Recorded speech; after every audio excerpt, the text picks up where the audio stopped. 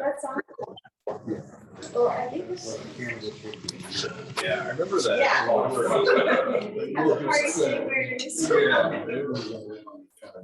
Yeah. Did you say something that was so? Okay. Oh.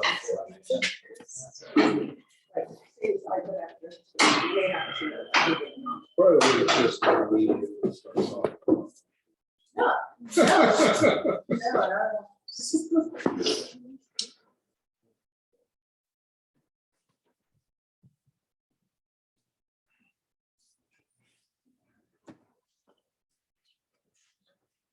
Everybody a few more minutes just to settle in some latecomers.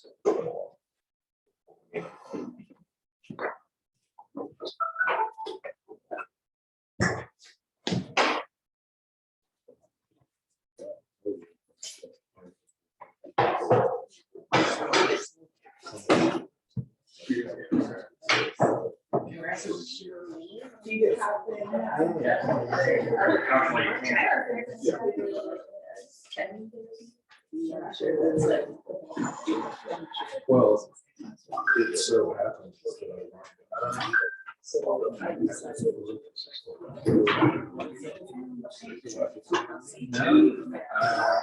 I was just looking up the.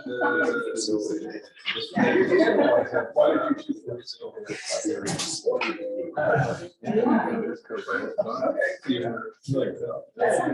it's a life changing. Yeah. I have a.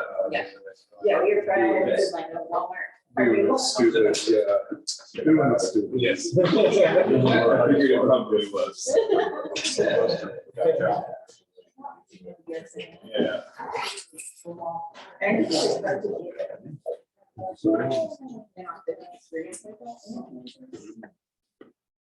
Oh, Yeah. it's. Really constant. Yeah. How you doing? Yeah. Yeah. Oh, yeah. And most of the folks that are do it totally cool. And some of which. Yeah.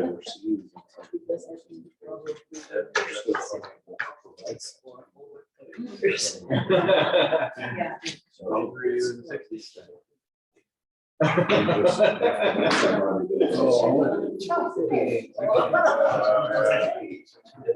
Hopefully that'll change.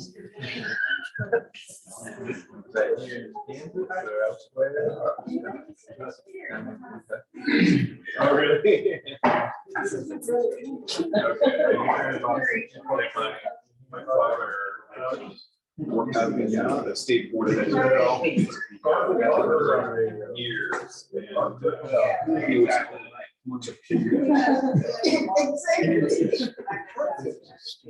oh, really? Yeah. Yeah.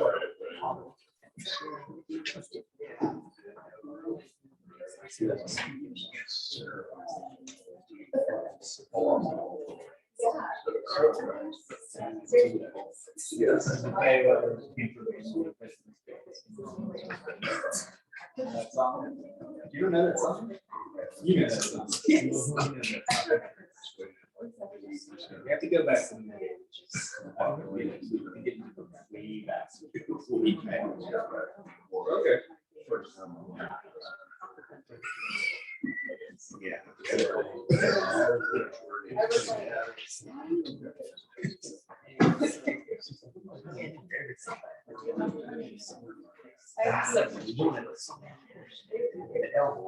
Yeah, you just get so used to it.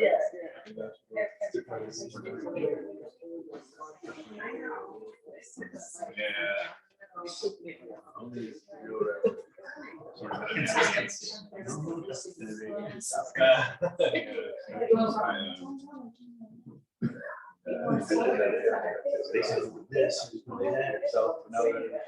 Yeah, I know.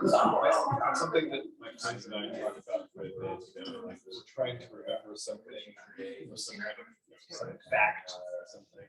Our gut response is to I don't know, I wonder if there's a mistakes how that has. We're the ones that built the world. My doctor.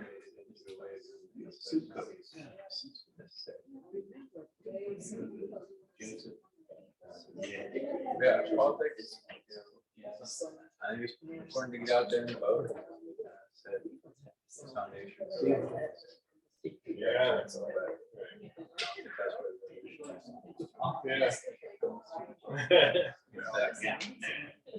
Yeah. So I was thinking that quite a bit of sensitive for. I just think about back to down there where you start to travel. But I used to do for this I was traveling. My first time teaching rock music in China was in 2008, 2009. Before I ever had a source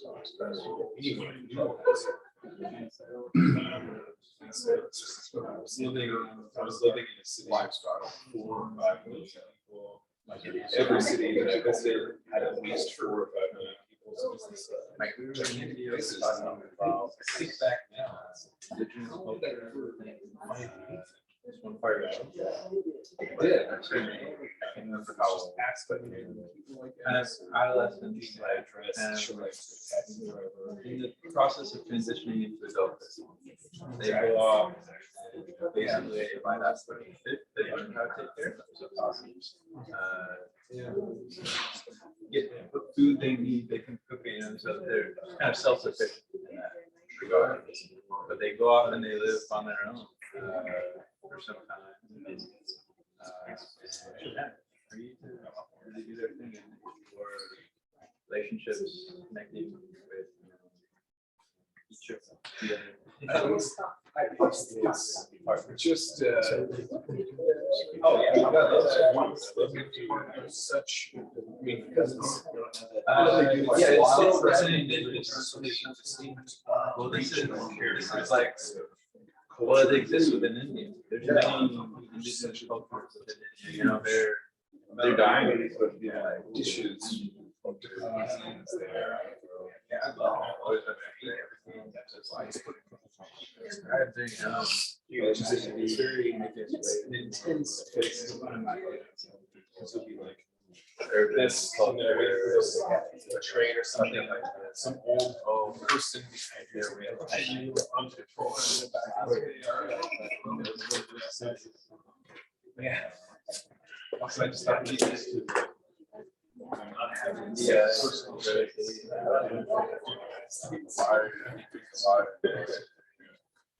there's not gonna be great jobs.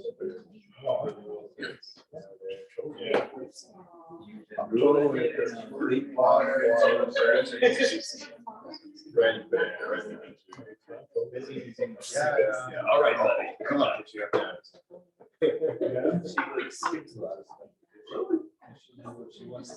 Oh, it's cool.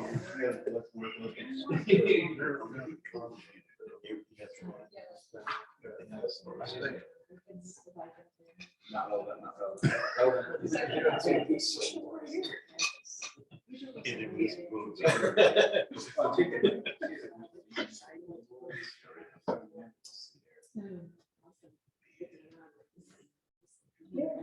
Like you're very oh, America, French. That's easy. Yeah. But I started docs DOC docs. Sure. Like, I mean, you go to DOCK, that's a good one. That's nice. Usually, thanks a lot for both. DAK. Actually,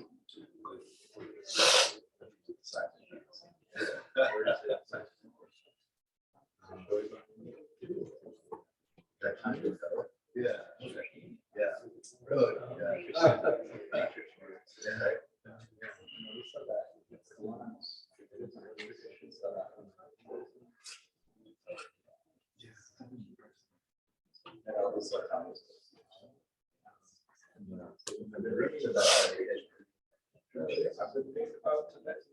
Yeah.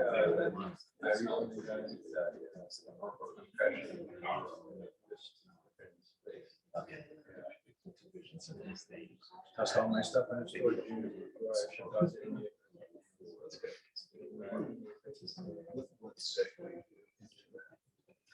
Oh, goodness. Just like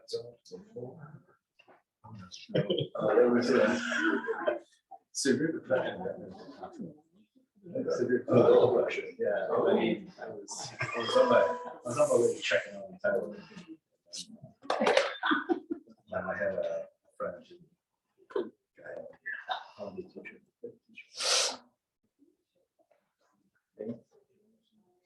Found suffering, sometimes that takes to really open you up.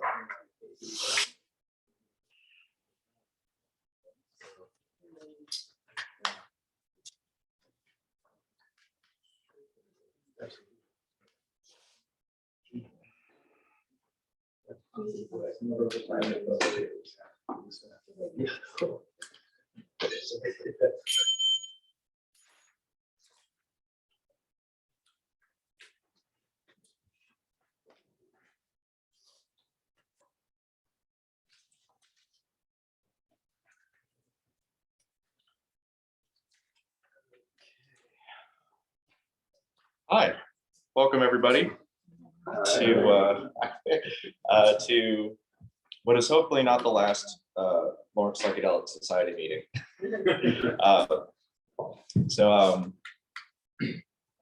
Before we begin, I would like to just do a small little breathing exercise, if that's all right, folks. Just to get settled, get my nerves down at least as well. So however you're seated, if you want to do a little roll of the shoulders, little neck roll. Just kind of get comfortable in your seat. Maybe do a little posture check.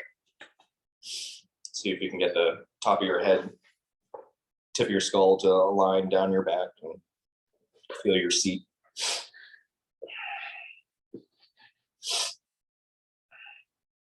Kind of feel your body, see how you're feeling today. Then if you feel inclined to, we're going to take a deep, big inhale through the nose. Hold at the top, take a couple little sips to really fill the lungs.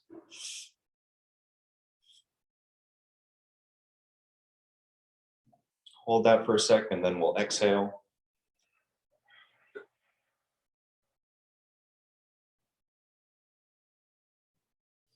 And then we'll breathe like this for 3 or 4 more times if you feel like it.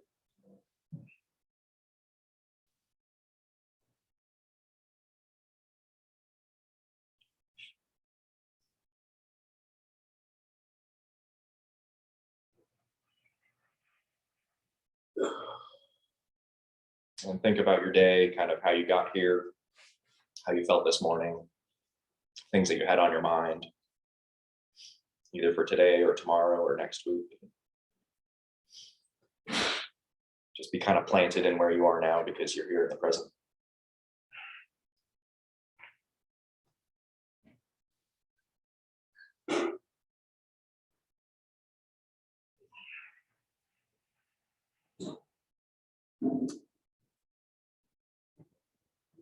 Then do a little scan from the top of your head, down to your eyes and your ears, down to your chin, down to your throat, through your shoulders, through that spine, connects the top of you to the bottom of you, down to your seat, knees, down to your toes. Just feel your whole body.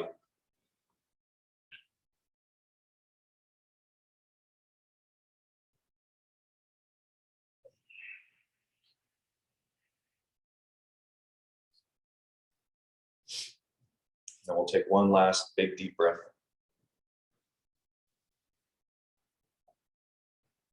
Then audibly sigh everything out, everything that you've been feeling.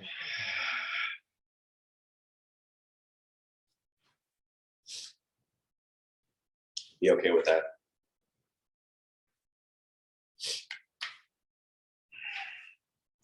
Give your fingers a little rub, wiggle your toes, I'll come back to the room.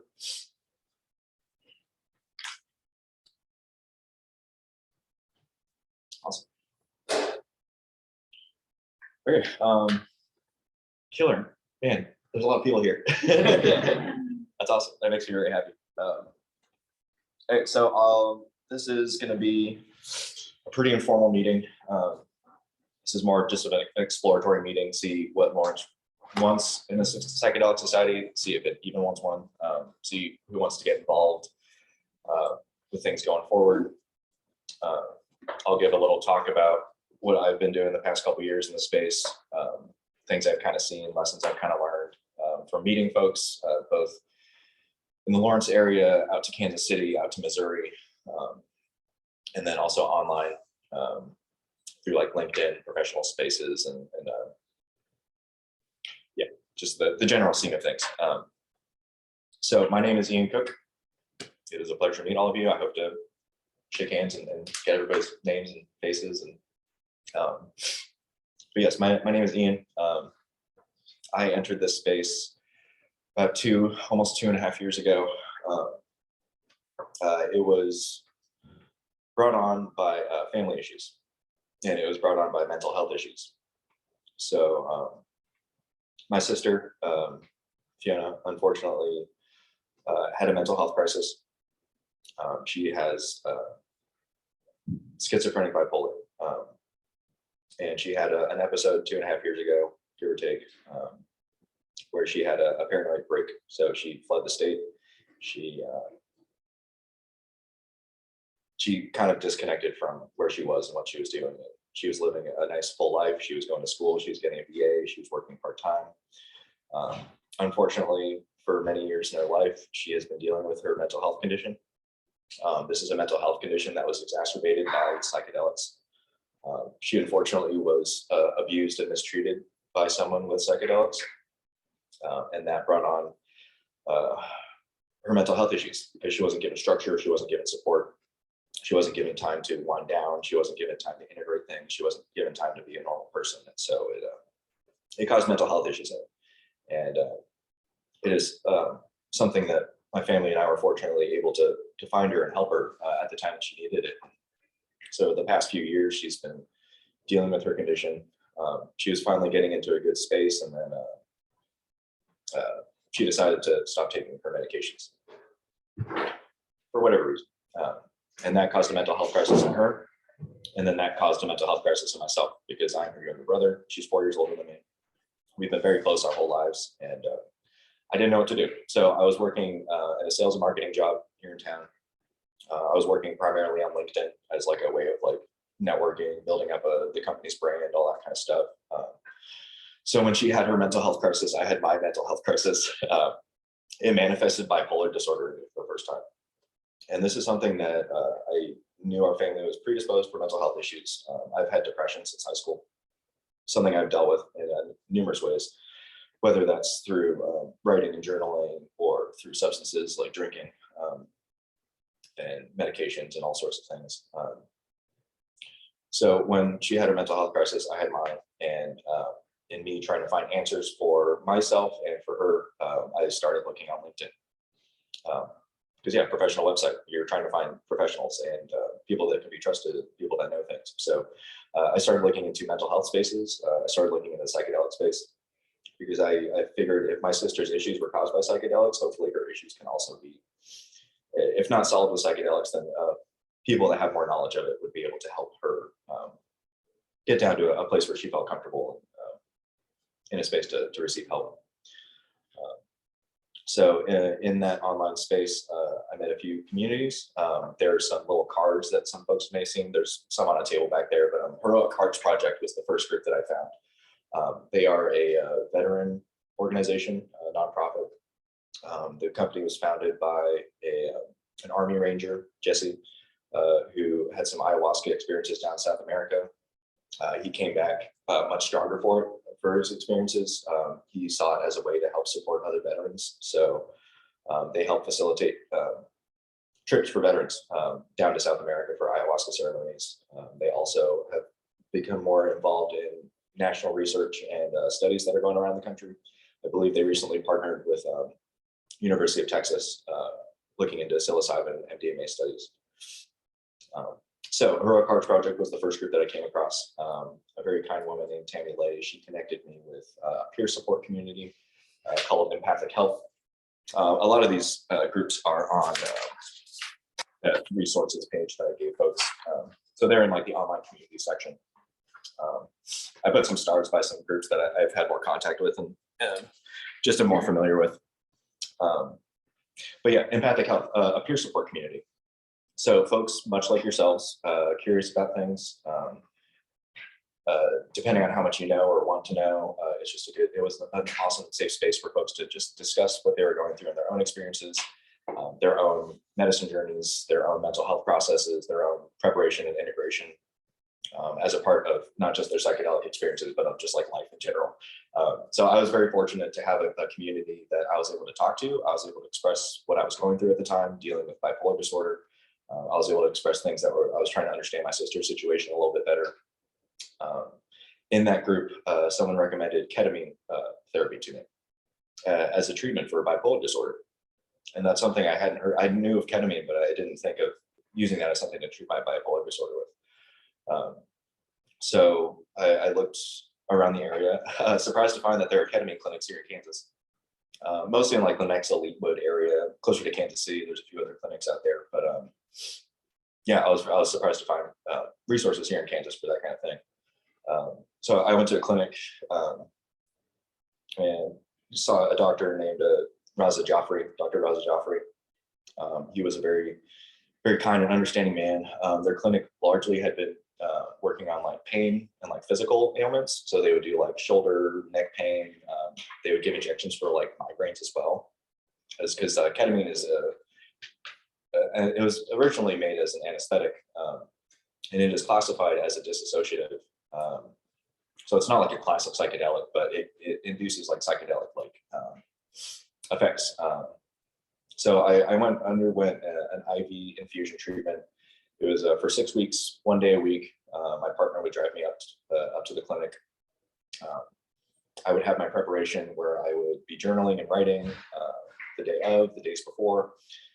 The day of the actual infusions, I had my blinders, I had a blanket, I had in-ear headphones and music playlists that I made. So that was my set and setting. How I would prepare for myself, how I wanted to be in the experience itself. I made sure that I was comfortable. I made sure that I was supported. And then I had 6 IV infusions. So after that first IV infusion, it was very much like turning a computer off and on again. When it's not quite working, you don't know what's up with it. You've tried everything. Just turn it off, turn it back on again. Somehow everything's connected again. Somehow everything's talking to each other. It's working as a whole system.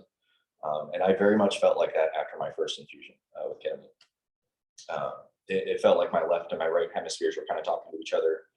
It felt like I wasn't sad as much anymore. It didn't feel like the weight of my depression on me. And the weight of my mental health issues were largely lifted from that point, is what it felt like.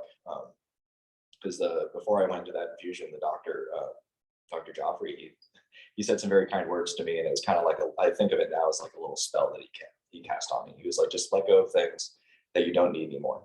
Let go of toxic thoughts and feelings. You don't need them anymore. And then he gave me drugs. And then I woke up and I didn't have those things that were weighing me down as much anymore.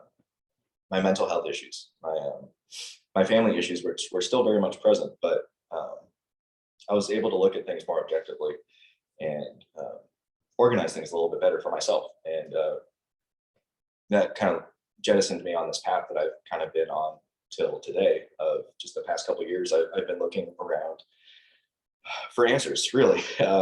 At the heart of it, it was answers for my sister, and then answers for myself, for how can I address my mental health in an objectable way? How can I try to heal things and not just treat things long term? I used to take SSRIs for my depression, and I've kind of weaned off of those. I still take medication for my bipolar disorder because without it, I can't go to sleep. And without it, I have risk of inducing mania again and being in a state where I used to be, which was a lot of cycling, a lot of ups and downs. And yeah, mania is a hard thing to deal with when you're not supported. So I went through those treatments. I was able to integrate those and talk about those in that empathic health peer support community. So I was super grateful to have community, like-minded folks that I could just share with and be vulnerable with. And they helped me talk through things. They helped validate my experiences. Some folks shared other experiences that they had, both with ketamine and with other psychedelics, such as like psilocybin and MDMA. It was just a space to be myself and be vulnerable. So I'm very grateful for community. Community is a very important thing in this space, because you have to find people that you're comfortable with and people that you can be with, and people that can understand you as people, because we're all people. At the end of the day, very much so. We're all just people.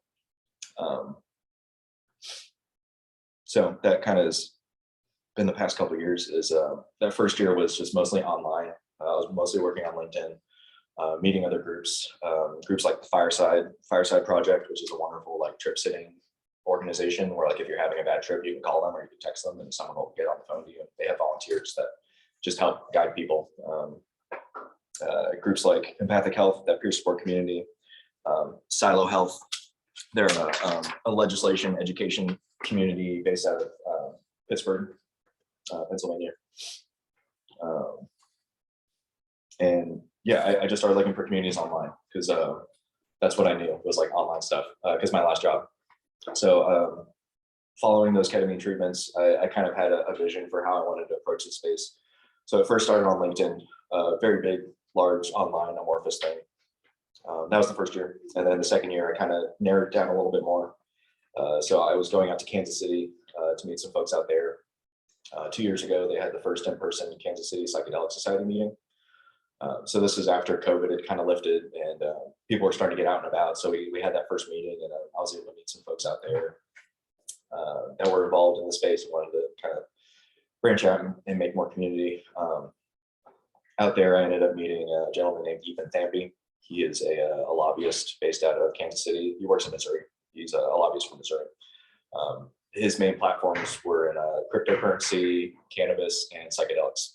So the man is very forward thinking. He can see the future. And he wants to do things to help set a good foundation for that kind of stuff. So I met him and we started talking about psychedelics and legislation and what kind of efforts are going on in government organizations, what legislation looks like when you're trying to tackle it in a conservative state like Kansas or Missouri. He's been a wonderful person to talk to just because he's seen how they've kind of processed through cannabis as medicinal and then recreational, and then trying to find the right kind of language to just adopt it to be, that's a plant. So if you can treat mushrooms like a plant medicine as well, then there's a pathway to get to that kind of legislation. When you're considering things like mental health, PTSD, depression, addiction, veterans. So in talking to him, I kind of saw more of a focus of what I thought would be a good path forward. So that's definitely veterans. I think veterans are one of the most underserved communities in our country. I think they are the definite spearhead, the pointiest of the points. And that's from talking to folks with Heroic Hearts Project as well. As, veterans need a new system for how they want to address their emotional and mental wellness. And psychedelics are becoming a strong facet of that effort. So I met him out in Kansas City, kind of hoping to follow in their footsteps, since Missouri is kind of a little further in their cannabis regulation, and then hopefully moving into psychedelic regulation. They've kind of introduced a little more into their governmental bodies. And then, yeah, meeting folks in Kansas City, meeting practitioners, meeting facilitators, people actually holding ceremonies, people that would open up a container, have someone come intentionally use medicine and then use it to address their mental and emotional well-being, spiritual well-being. So I was just kind of exploring things to know what was in my area, to know if there were groups that I could recommend or at least know what they were doing. I saw a lot of things that maybe caused some concern in regards to safety and harm reduction.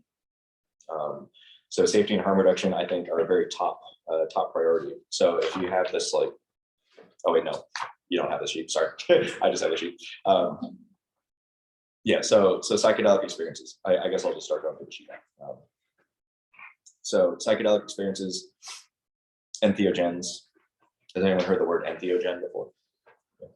some folks. So for those that don't know, an entheogen is a chemical substance used in ritual, spiritual, religious practices to produce a non-ordinary state of consciousness. And this can be used to access or commune with higher powers, religious deities, religious practices. So entheogens and psychedelics in that realm have been kind of a way to address mental, emotional, and spiritual wellness of how do you commune with something greater than you? How do you feel connected to a higher power or a source, something that you can think of as like what we were before we died, and then what happens to us after we died is something that's been related to me as well. So in this experience, it's a very heavy thing to try to address. So there should be a structure around it. There should be support around it. There has to be safety. There has to be harm reduction because dangerous things can happen, like what would happen with my sister. So that was something I've been preaching to folks is have a structure, have a support system. So safety, that is care and sourcing, knowing who you're getting these things from. That is testing. There are a lot of online testing kits. So if you're getting things more of a chemical nature, if you don't quite know what it is, there are testing kits that you can buy to make sure that you know what you're actually taking. In safety, you should have a support system in place, so people should know what you're doing. If you have a mental, emotional crisis, someone should be able to find you, take care of you. Ideally, you would have somebody with you on your first experiences to guide you through an experience, someone that's more experienced, someone that's trained. There are becoming medical professionals that are more trained in these types of medicines and these types of experiences because they're starting to become a new thing for medical professionals as well. I think having a structure of mental health support. So I guess just more of my background of what I had gone through for it. About 4 years ago, my partner and I, we stopped drinking. We were technically functioning alcoholics. We were medicated. We were very much medicated with a substance that we thought was helping us, and it turns out it wasn't helping us. So we had to stop doing it. So we stopped drinking about 4 years ago. We stopped smoking cigarettes at the same time because those kind of went hand in hand for us. We did that together, and I'm very grateful that we did that together because it would have been so hard to do it by myself and her vice versa. So we had a whole physical body overhaul, and then we started going to therapy, which I am so grateful for. And therapy is fucking awesome. And if you can find a therapist if you can. There are resources out there where they can. Some groups like I don't know if Bert Nash does it, but there's a Heartland Community Center down 6th Street. They do a sliding pay scale. So based on your income, if you're lower income, just talk to them, explain what your situation is. I was getting therapy sessions for $10 a session. Amazing. And before then, I didn't know that those things were possible. I didn't know that folks had sliding pay scales. So I didn't know that it was as affordable to me, and I wish I had known it sooner because otherwise I would have looked into therapy sooner. So I had about 2-3 years of therapy work under my belt. By the time I got to psychedelics, I had an emotional, mental support system for myself, for me and my partner.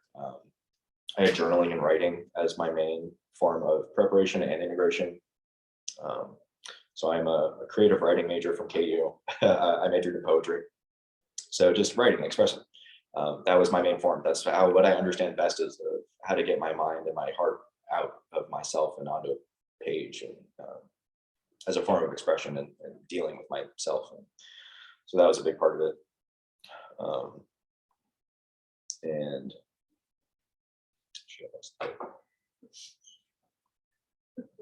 yeah, support structure. Thank you. Awesome. Okay, so and then a process. That was my process.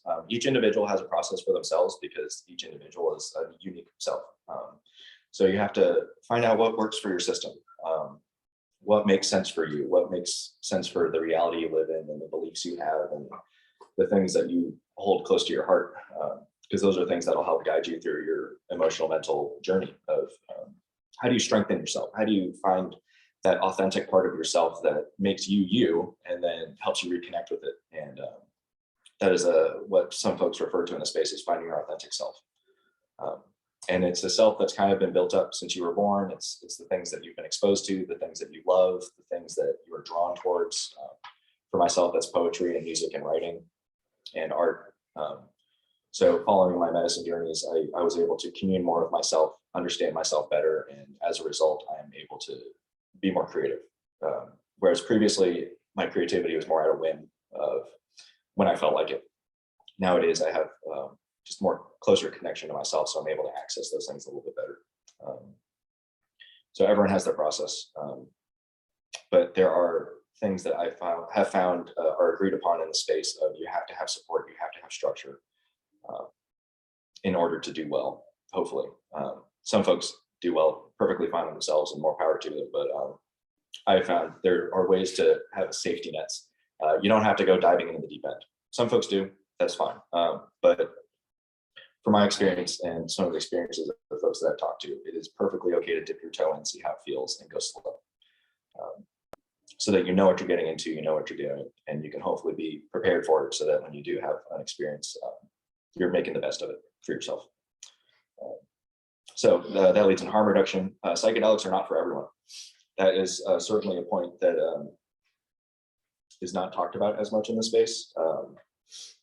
Psychedelics are not for everyone because of predisposed mental conditions, like in my family. That just means I think you have to be very, very, very, very careful about what you do, what you take, how often you take things, and then the space and time you give to yourself to wind down and integrate those things afterwards. Getting back to a baseline. You can't just take psychedelics every week and be sustained. It's a very difficult thing to do, in my opinion, in that regard. There has to be a wave. There has to be a curve where you have the experience. You prepare for something, you get up to the top, you have the experience, and then you wind down, and then you become what is a regular person, quote unquote, but you have to integrate those experiences that you had and integrate them back into your life so you can make sense of the experience that you had and what you hope to address in it, whether that's your mental health or addiction or PTSD or a set of other things. So that leads me into talking about just like the basics of psychedelic experiences. So that starts with the before, preparation. I think of it like a 3-step process. So step 1 is preparation. So plan for a journey. You are indeed taking a journey. So think about what you want to do. Think about where you want to go. Think about the things you'll need for support and survival. For me, that's a journal, a pen, music, blinders, eye blinders, a blanket, a comfy set and setting. So set and setting, folks heard about that? Sure. So that is where you are, the mindset that you're in, and how you can be most comfortable to be in that space of mind expansion and body expansion and sensory expansion and all that stuff. So if you're in a weird mindset or you're feeling super, super nervous, or you're just having like a bad week, maybe it's not the best week for psychedelics, maybe like wait a little bit, process things and get to a better, clearer headspace where you don't have the potential for a really bad trip. And sometimes those things do happen. Sometimes you do have a difficult trip, as some folks like to say too, where you just are inundated with feelings and emotions and you don't know how to process things. And it can lead to some difficulty with integrating all that. So prepare for a journey that you're going to go on. And then the day of, you'll have the experience. Think about that like step 2, that is the present. That is being very present in the experience that you're in. Knowing why you're there and what you want to accomplish in it. And then you will have an experience, something that may not make sense to you at the time, something that you'll have to unpack going forward in your life. For example, during my ketamine sessions, it very much felt like I was reduced down to like a single point. So, and that was before like the ego dissolution. So I have a breathing practice very similar to something we did at the beginning of the meeting, where I was taking very rhythmic inhales. I was holding that breath for 4 seconds, letting that breath out for 4 seconds, and then holding on empty for 4 seconds. And that was kind of like a steady mantra pace that I like set up for myself during the experience. So as I went through as there was the come up of the ketamine itself, I felt like body sensations, I felt senses of euphoria, I felt warmth. And then I was focusing on that breath of like, that's the main thing I was focusing on. So it turned into like a meditative process. So the IV infusion, it was a 45-minute IV infusion. So that the ketamine, liquid ketamine was being administered over 45 minutes on a slow drip system. And then it ran through my body for about 90 minutes or so. So the experience was about 90 minutes to 2 hours almost. And so I was in that deep breath state at the point of where the ketamine had completely gone through my system. I felt like I was reduced down to that single breath that I was focusing on. And then at some point, the music I was listening to turned into waves and digital sound. And I lost a sense of where I began and where everything else began. So like my sense of self was dissolved. And that's something that folks talk about, like ego dissolution, of the sense of self is gone. So what I was, who I was, the Ian that I was previously, I didn't feel attached to any of that. I felt like I was just attached to everything else. And at some point I kind of just like lost consciousness.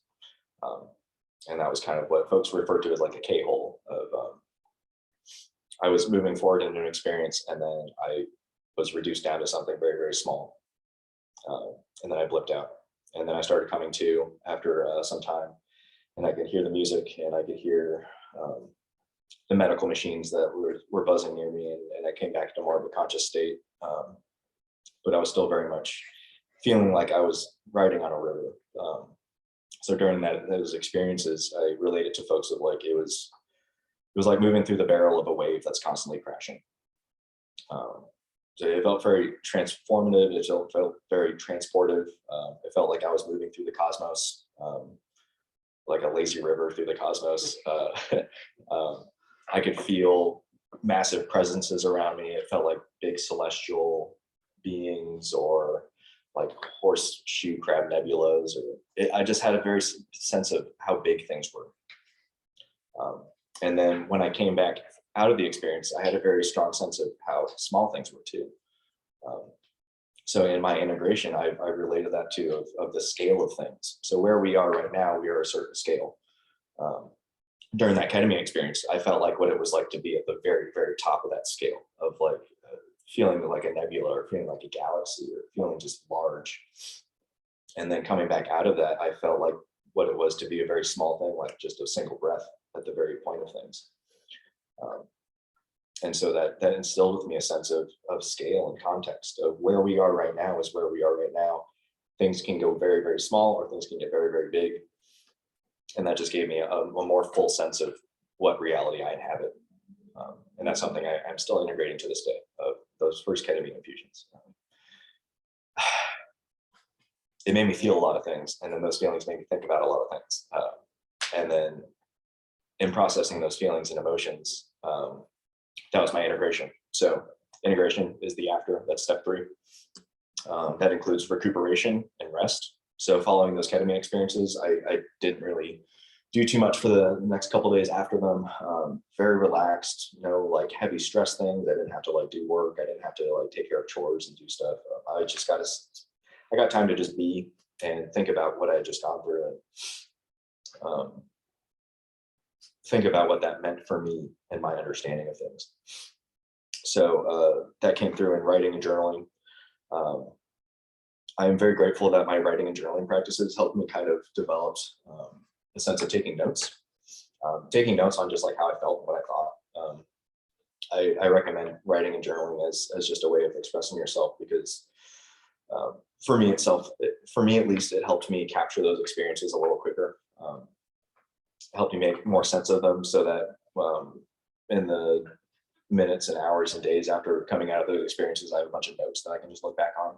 And that's a reference point for myself. So when I'm in a more sober state, I can be like, oh, I felt that. Or like, oh, I felt expansion, or I felt like being on a river, or I felt like communing with things that were bigger than myself. And those were ideas that I can incorporate and help make sense of in my waking life because I still have to be a person. I still have to go to work and I still have to do things and be productive. And that's where the integration really, really comes in. It's very important. So it's processing and understanding. Understanding what these things mean in context to not just myself, but in the greater sense of things. So processing, understanding. Oh, yes, sir. So given the general medical community is phobic Sure. of psychedelic Certainly, certainly.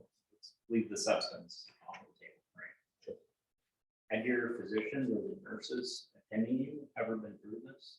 Mhm. Okay, so they did go through it, they actually know what you're experiencing. Yes, yes. So that particular clinic I had gone through, they had their own experiences with ketamine.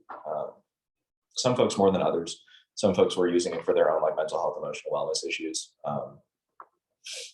And that's another thing too of finding medical professionals. These days, there's a lot more training for folks to do that kind of stuff because it's becoming more of a part of like medical practices.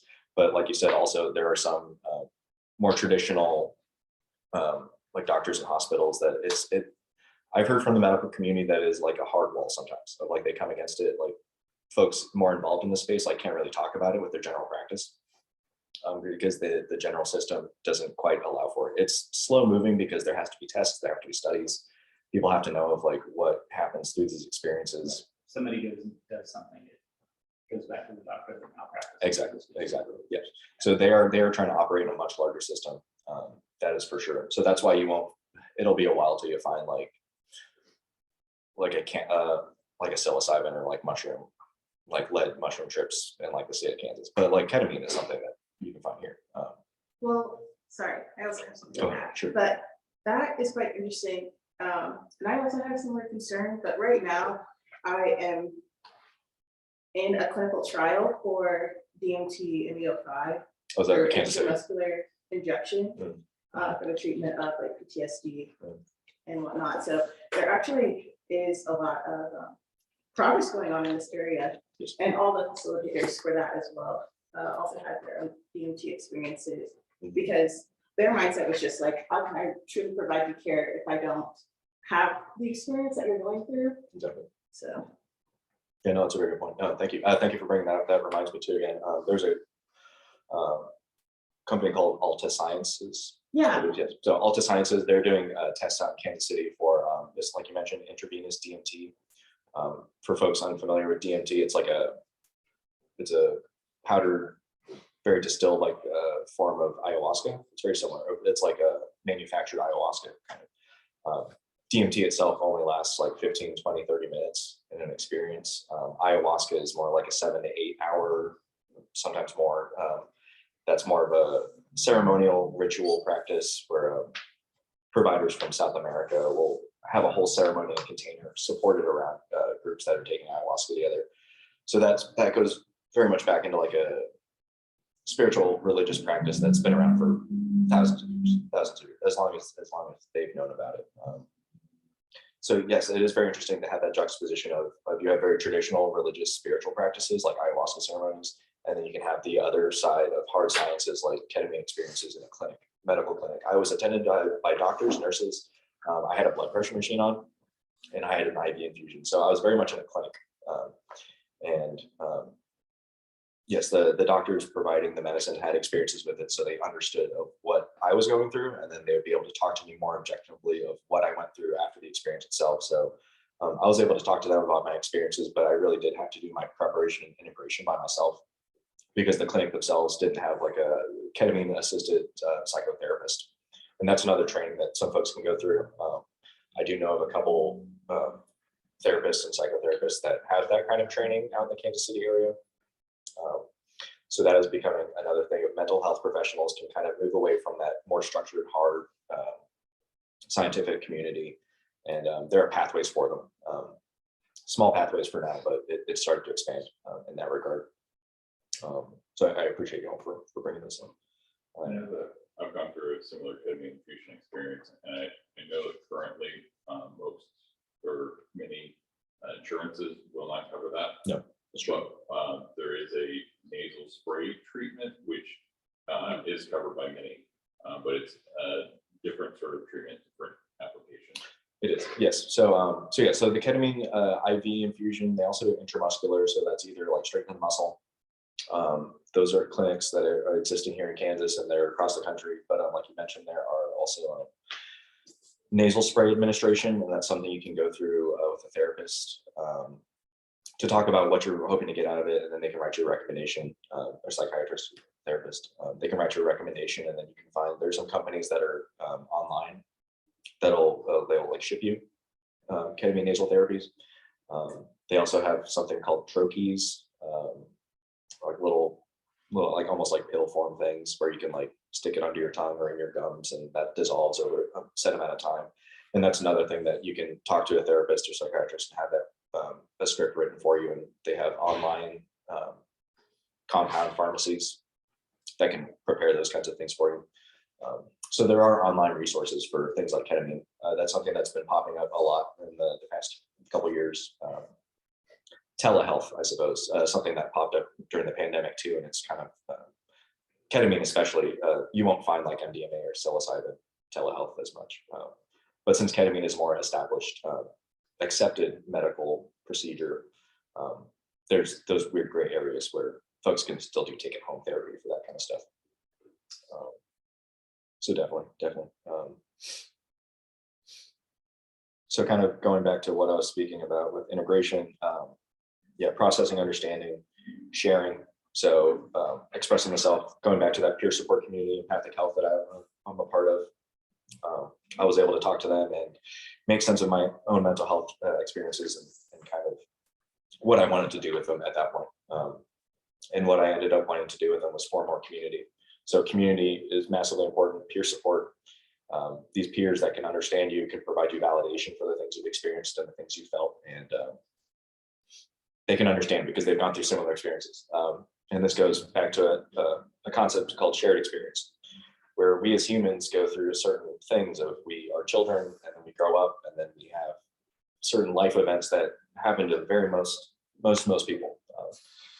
So you can share life experiences and you can develop that sense of empathy with someone, and you can also have psychedelic experiences and share what you've gone through with other people and then see how they are integrating things, see how they're making sense of things in their waking reality. I put a quote here from a Zen Buddhist named Yamada Ku. He says, "If you cannot weep with a person who is crying, there is no kensho." And kensho is a Zen tradition of seeing one's true nature, seeing one's true comprehension, one's understanding. So if you cannot weep with a person who is crying, there's no understanding of yourself. So being able to put yourself in someone else's shoes, someone else's life experience, that is in a sense developing empathy for other folks.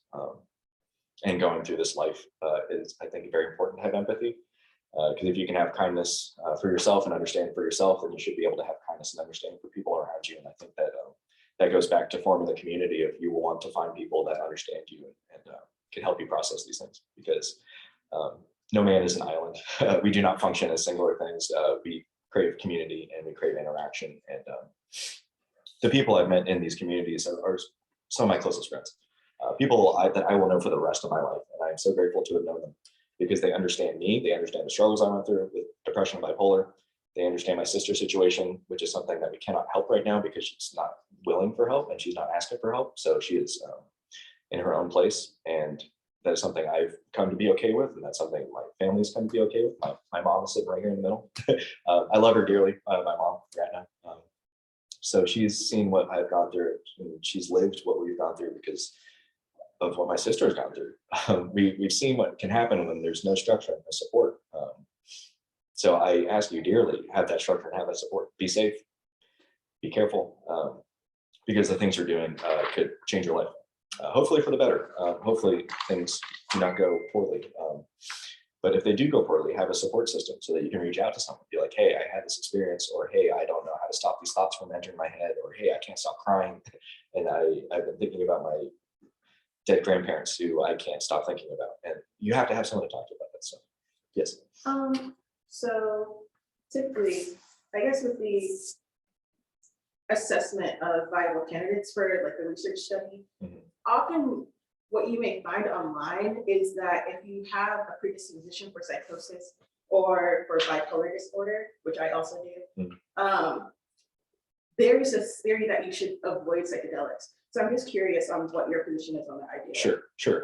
And that is something I know with studies right now, and studies and trials, they don't enter that spectrum of mental health disorders like schizophrenia and bipolar because it is such a dangerous thing of inducing states of mania and triggering mental health issues in the first place. So definitely that's something that medical communities are not addressing at the moment.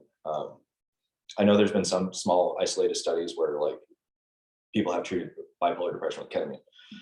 And there's been a few studies on that. But that is something that goes back to like psychedelics are not for everyone. And it should be something that should be explored of, are you the right candidate for it? Are you in the right kind of stage in your life where you can actually use these medicines in a certain way? And that goes also into certain medicines are not for everyone too. So due to my bipolar medications, I can't do ayahuasca, I believe, because that is a MAOI inhibitor. And the medication I take for bipolar disorder works on the mechanisms of MAOIs. So if I, for example, took ayahuasca with my bipolar medication still running through my system, I could have an episode, or I could have, what do they call it? Like serotonin. Yeah, Serotonin syndrome. Yeah, where like my system is just flooded with serotonin, and it can cause extreme mental and emotional damage.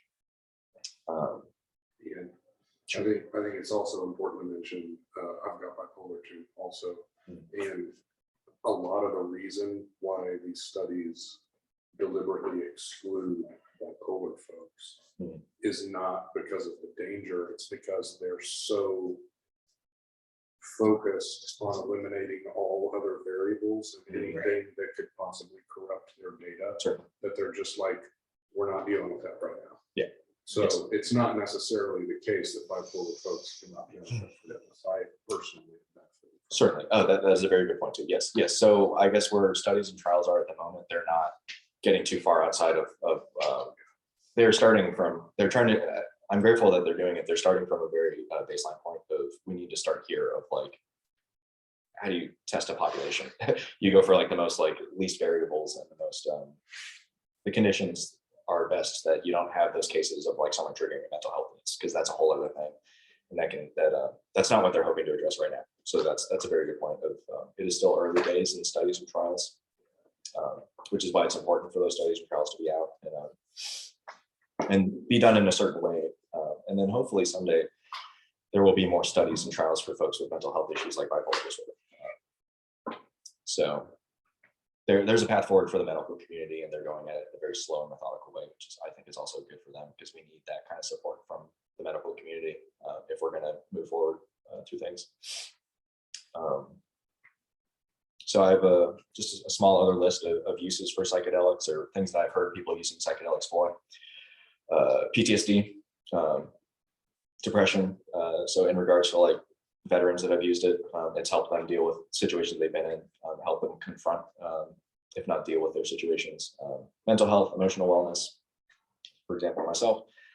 Addiction or substance abuse is another use that people have used psychedelics for. I can say from my own anecdotal experiences, my desire to drink has largely gone away. I remember what it felt like to be drunk, and I remember what alcohol does to me, and I just don't want it anymore. For whatever reason, through the things that I've done and the other procedures and medicines I've taken, I don't feel like the latch of it as much. How about cigarettes? Not so much either. I love, if someone's walking past me and they're smoking a cigarette, I'll be like, blow that in my face. But I love it and I miss it, but it's not what I want to do. It's not something I feel like a compulsive need to do as much. So yeah, and that kind of goes back into like how I kind of see psychedelics is like, it's like pattern disruption. It's like a reset of your patterns, and you can think of patterns as like habits. So you can have good habits, you can have bad habits. In my book, good habits are like writing, meditation practices, thoughtfulness practices.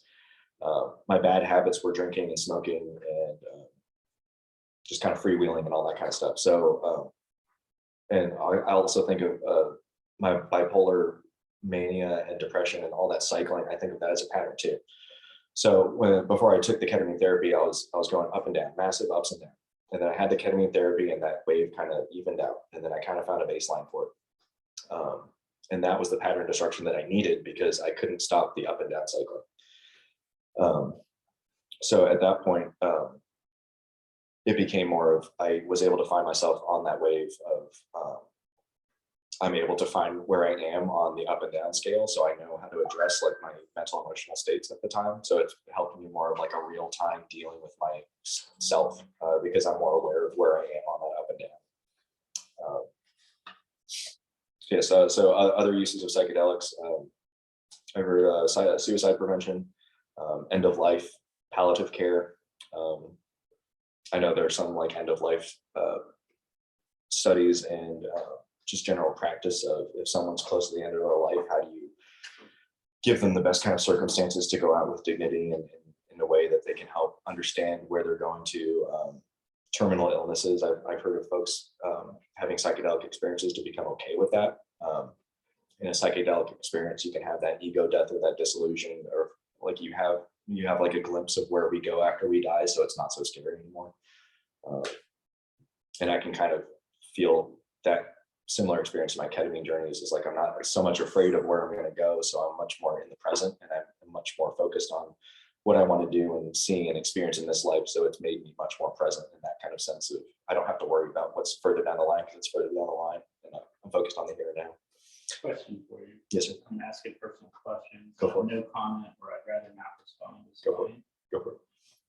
But did the failure of traditional medications lead you into trying psychedelics, or was it actually suggested by a physician? So yes, so treatment-resistant depression is another thing that had popped up for me. That was something I hadn't quite found something to undo that latch of depression. So certainly the ketamine was that latch of it helped address my depression, but it wasn't something I was like particularly looking for because I didn't know how bad it was, I suppose.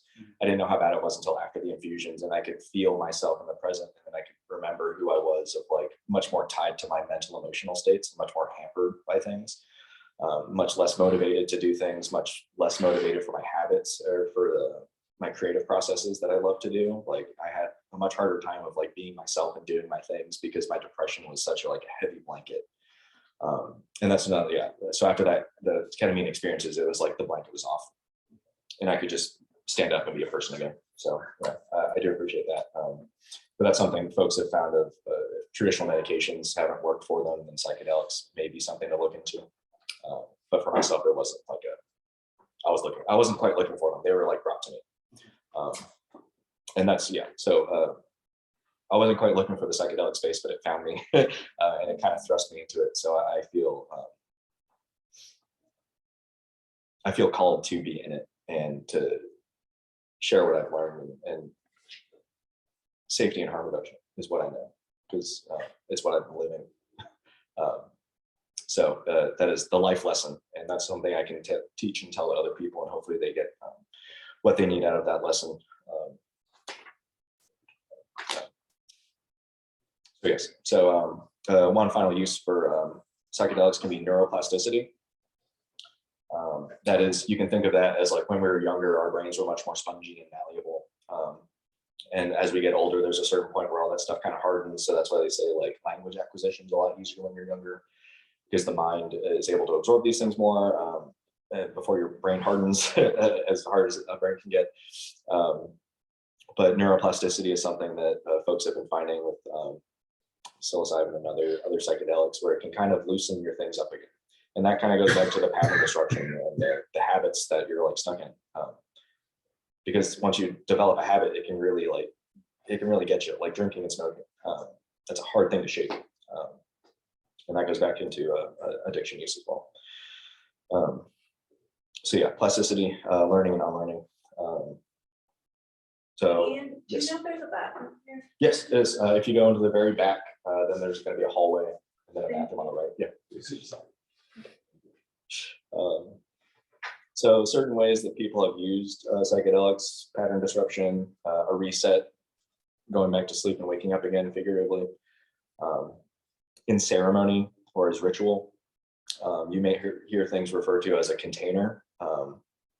So that is, if you can think of it in a sense of you're entering a space and you're entering a situation, and the situation in the space is a container. So like you're entering into something, you're dealing with a problem, and then you exit out of the container and close the container.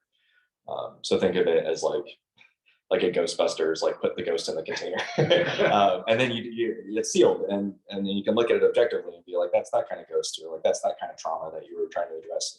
Look at it from a different perspective, that you're not stuck in that situation forever because you were addressing that situation in the container, in the ceremony. And then you can come out of it and cycle out of it and become more of a regular integrated person again. And that kind of goes back into like the folks that have used it for religious or spiritual practices.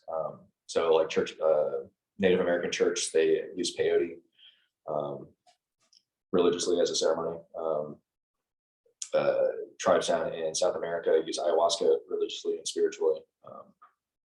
And I think that it's an interesting to look into, because it's much more a communal thing of like, they'll introduce it to like families, and it'll be like a tribe that does things together. Ibogaine is another similar thing that's mostly used in Africa. That is a very interesting thing that folks are starting to use for addiction. So hard like chemical addictions, like painkillers, opiates, alcohol addiction. I've also heard it used for that. But it's also a very communal thing. So like they'll give it to like a whole town, or maybe not like a whole town, but they'll administer it in a way that it's like they administer it, and then they dance and sing and are jovial, and they commune together as people. And so if they have someone that's struggling with their addiction, like they'll bring them into that circle, the community will be there, they will support him, they will all dance and sing together. They will be under a similar set of circumstances where they can help this person as a person in their community, as a community. So it's very interesting to see how other countries and other peoples and other cultures just address psychedelics as a cultural thing. Whereas the United States is kind of, it's bridging that gap between like the far spiritual religious communities and then the hard science medical communities. I feel, in my opinion, there is a middle ground where you can take all those things and have a whole system that is informed by parts of the medical, parts of the spiritual, metaphysical, and then somewhere in the middle is a person, in my opinion. So it's hard left, hard right, try to be in the middle, in my opinion. Other ways to use psychedelics has been in revealing a personal system, finding that authentic self, what really works for the person, because you should know what works for you, because you should be able to understand yourself a little bit better.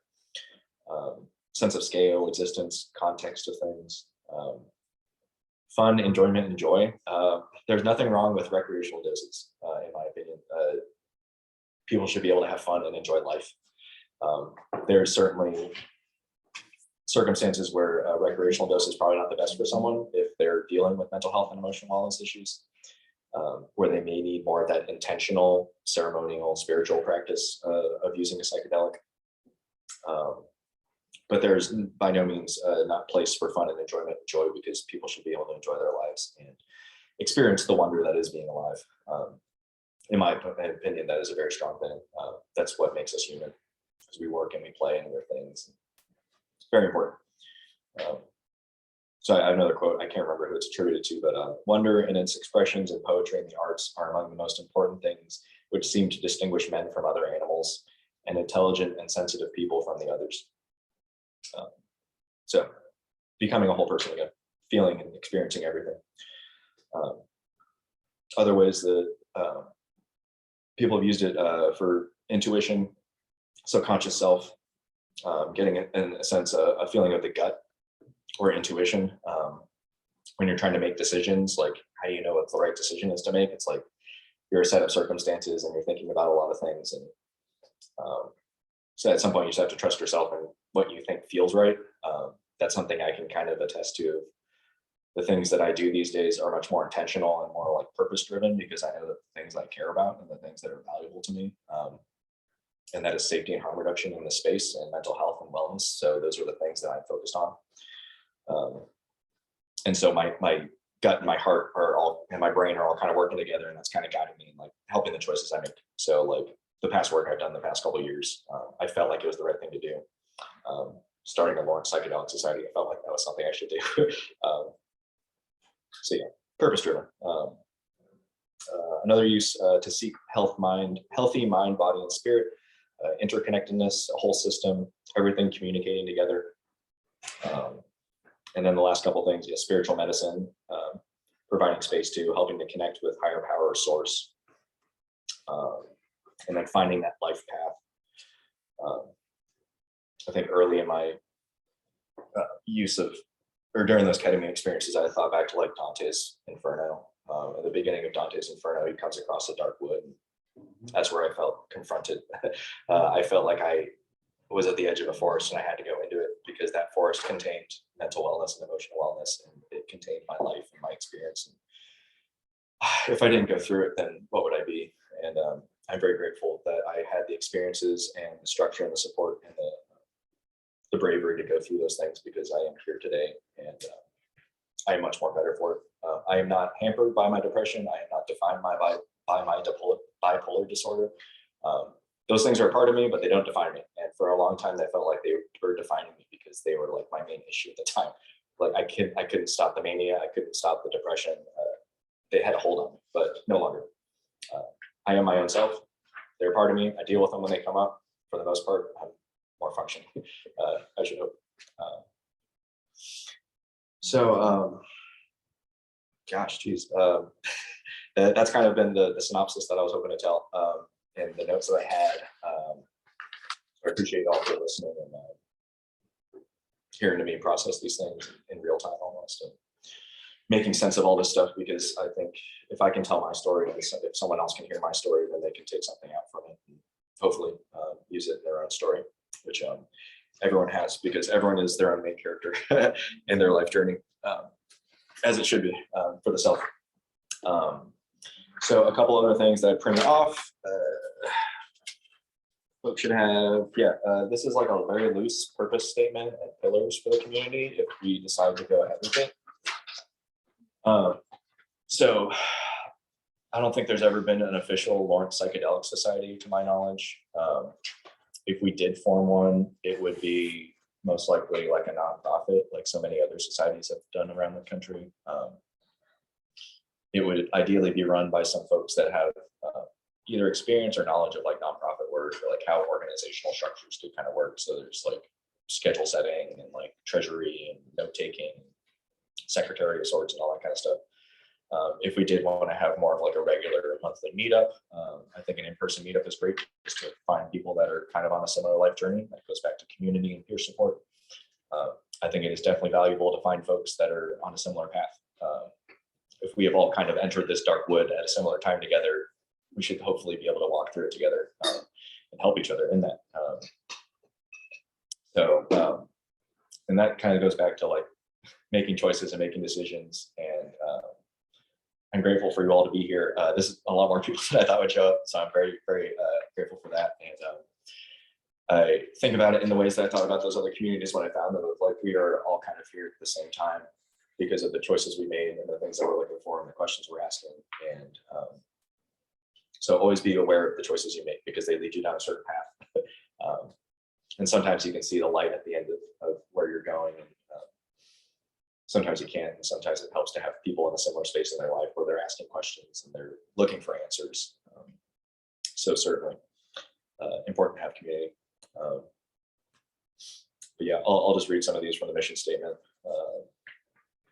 Mission of the Lawrence Psychedelic Society shall be to support and advocate for the full mental, emotional, physical well-being of all persons, being mindful of all modes of consciousness that may aid in this endeavor. So the Lawrence Psychedelic Society hopes to fulfill this mission by providing a safe space to discuss consciousness and related topics, such as holistic practices, belief systems, and the safe and responsible use of psychedelics. Increasing awareness for all potential healing modalities, whether this is clinical settings or spiritual religious settings, understanding and knowing what kind of space you're entering into, and knowing what kind of culture you're kind of engaging with, certainly important to know. Building and providing integration support within Kansas communities. So I think that's why I feel like I wanted to start this group and at least bring people together to see how we can support each other in a more local, regional sense. So I guess where I went from like online to states to hard local, like I'm focusing mostly on Lawrence for this year. Just how can I build a community that needs it? And what kind of community will help support itself and be self-perpetuating, because I would ideally not like to do this just by myself. Ideally, the community will ask for what it needs and the community will develop itself as it needs it, hopefully. Sharing information resources, offering education to increase awareness and provide safety and harm reducing information. Fostering relationships with aligned organizations. So for example, Heroic Hearts Project, that's a group I've been advocating and ambassadoring for the past couple of years. Whether that's handing out those little cards wherever I go. I like to, if I see someone with like a veteran sticker or a veteran license plate, I'll just put it on their dashboard. Spreading awareness. I typically put my phone number and email just in case they need someone to contact or someone to talk to about stuff. I haven't gotten a call or an email yet, but I'll keep doing it. So veteran communities, indigenous and native populations, I think that's another very important thing to be mindful of in this space, because there are a lot of people going to like South America for ceremonies. There are a lot of people entering other cultures and other practices that have been around for a very long time.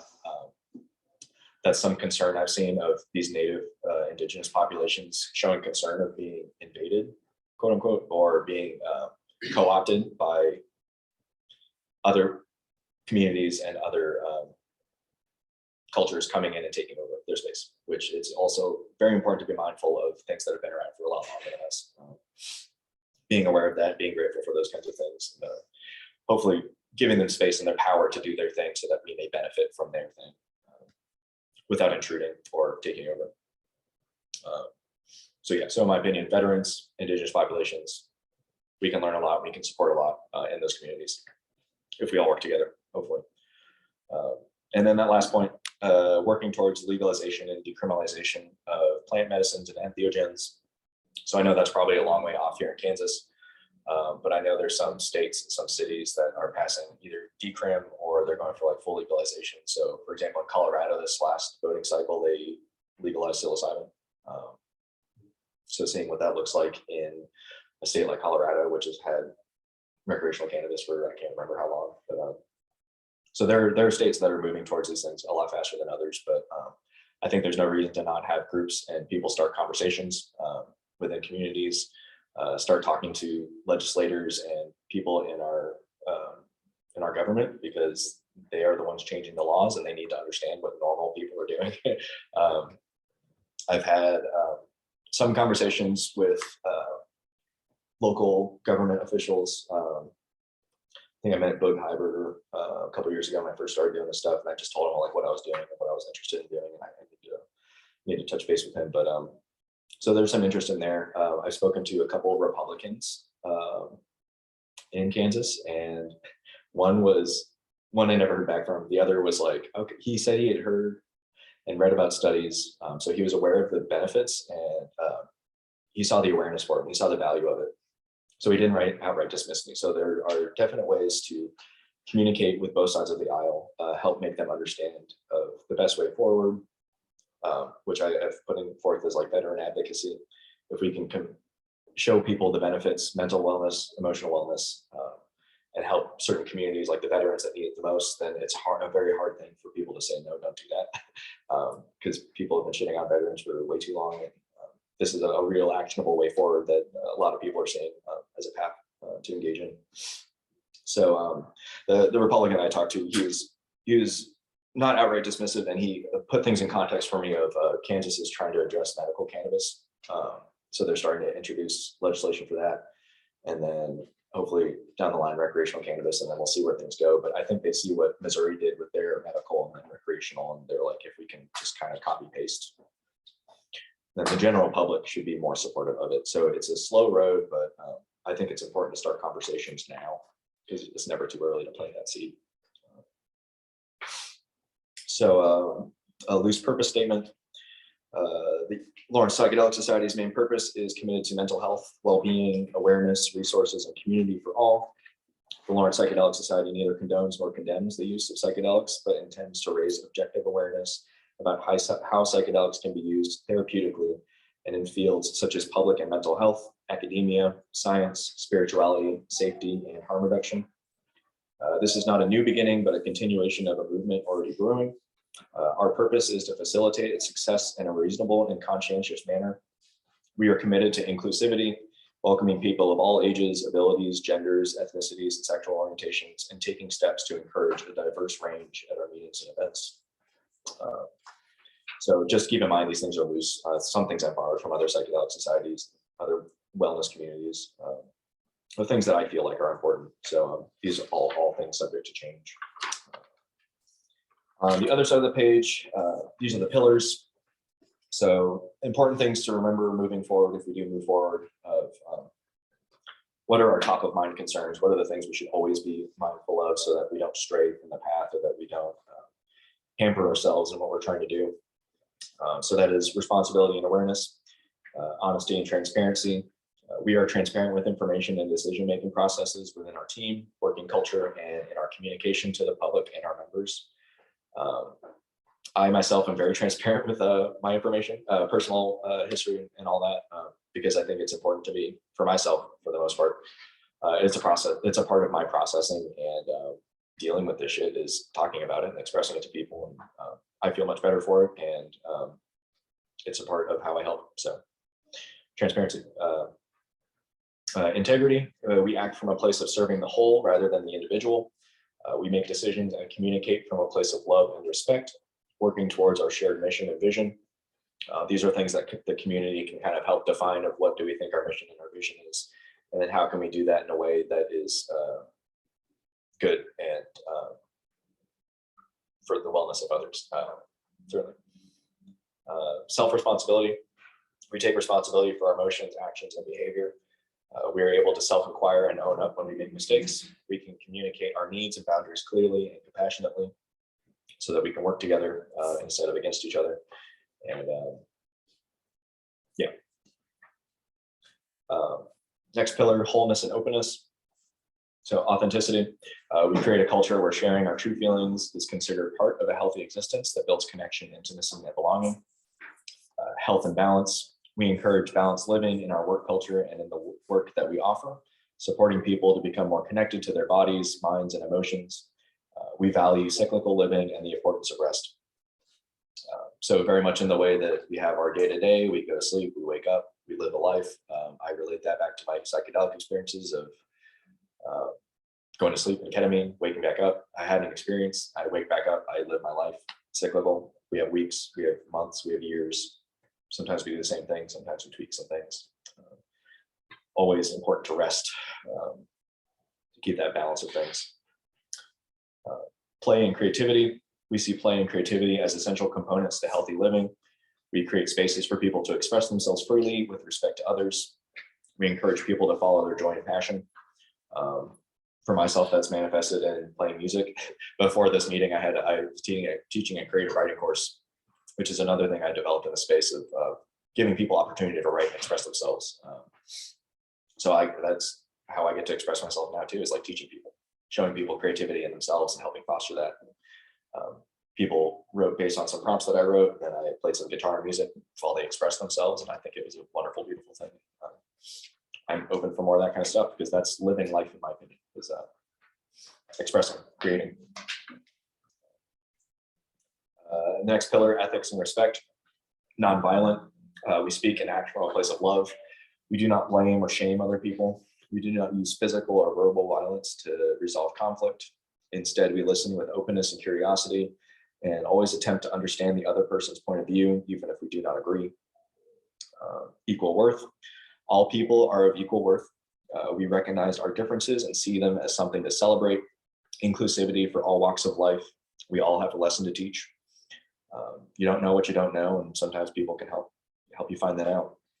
And that goes back to empathy and knowing that the life you've lived is maybe something that someone else lived before. You can talk about your shared experiences, really connect with someone on a deep, deep, deep level through that.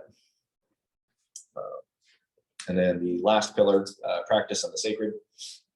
Spirit, we take the time to connect with ourselves and what we hold in belief, to recognize what is bigger than us, where we came from, and where we are going. Ritual, we act in ways of practice being, forming beneficial and long-sustaining practices or habits.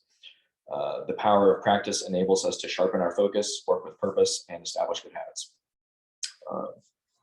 So if you can think of things, I've been thinking of things a lot as just ritual and practice, because that's just how I understand things as a beneficial way to it. So I guess for folks curious, this is part of my practice is writing and journaling. But so this in front of me is another part of my practice. It's my journal laid out.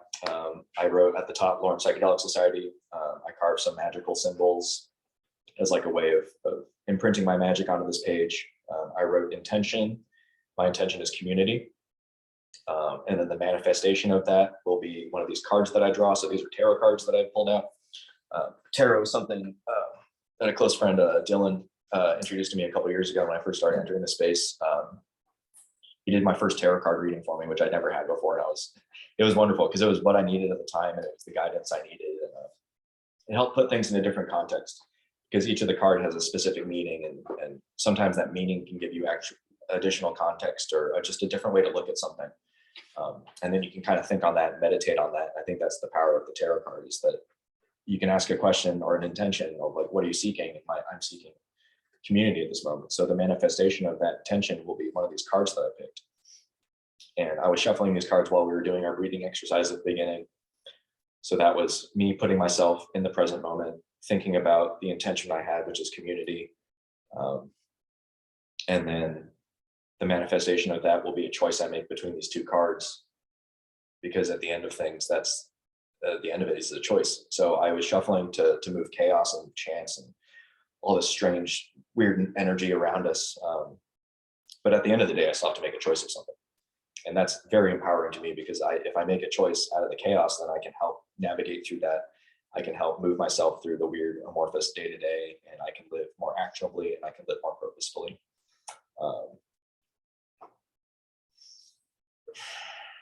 So this is a part of my practice, so I have to pick a card.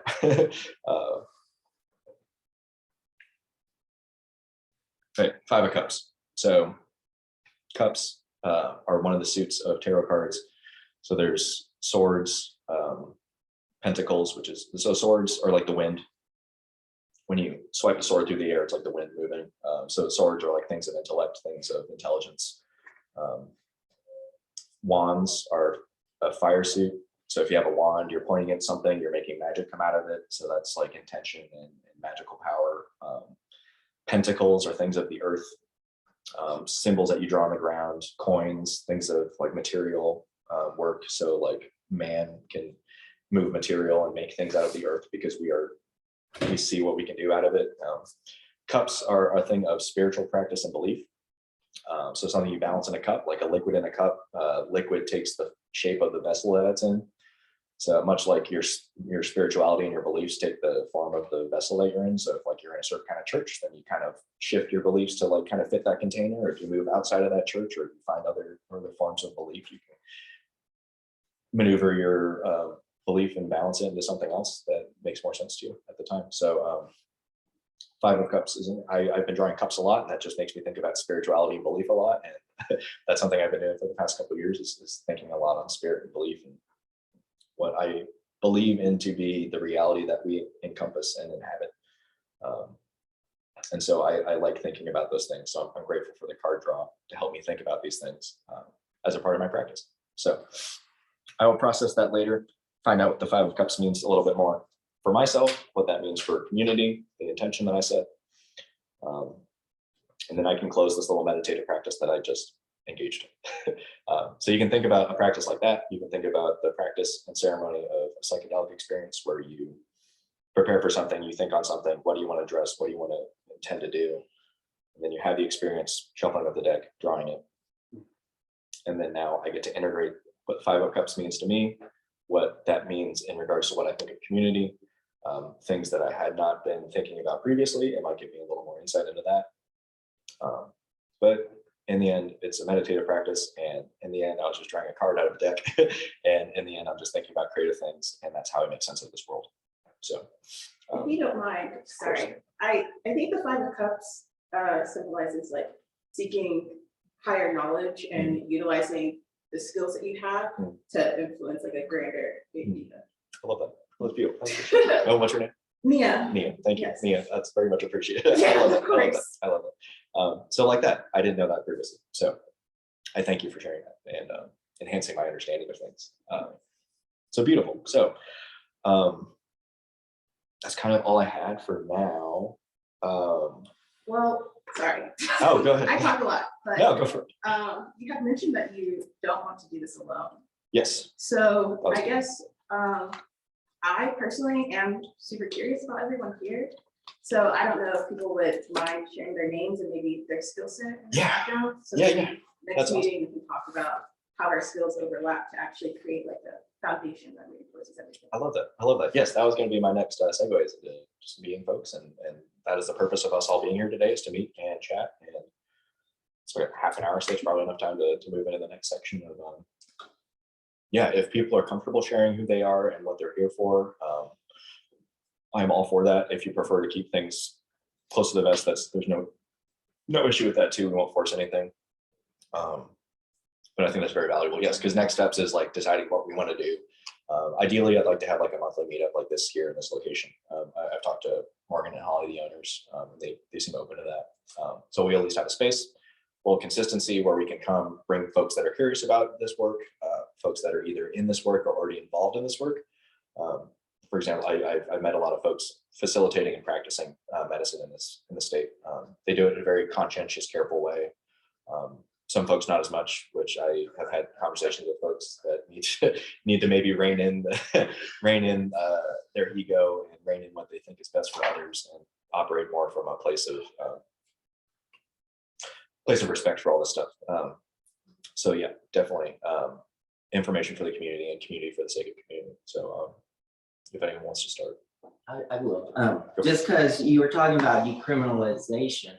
Yes. Last Tuesday at City Commission meeting, I went there to ask that we decriminalize fentanyl strips, but then I just started, once I started talking, I ended up advocating for decriminalizing magic mushrooms. And I did kind of tell them Good for you, man. that, since I started, I did it like 15 years ago, and then I quit.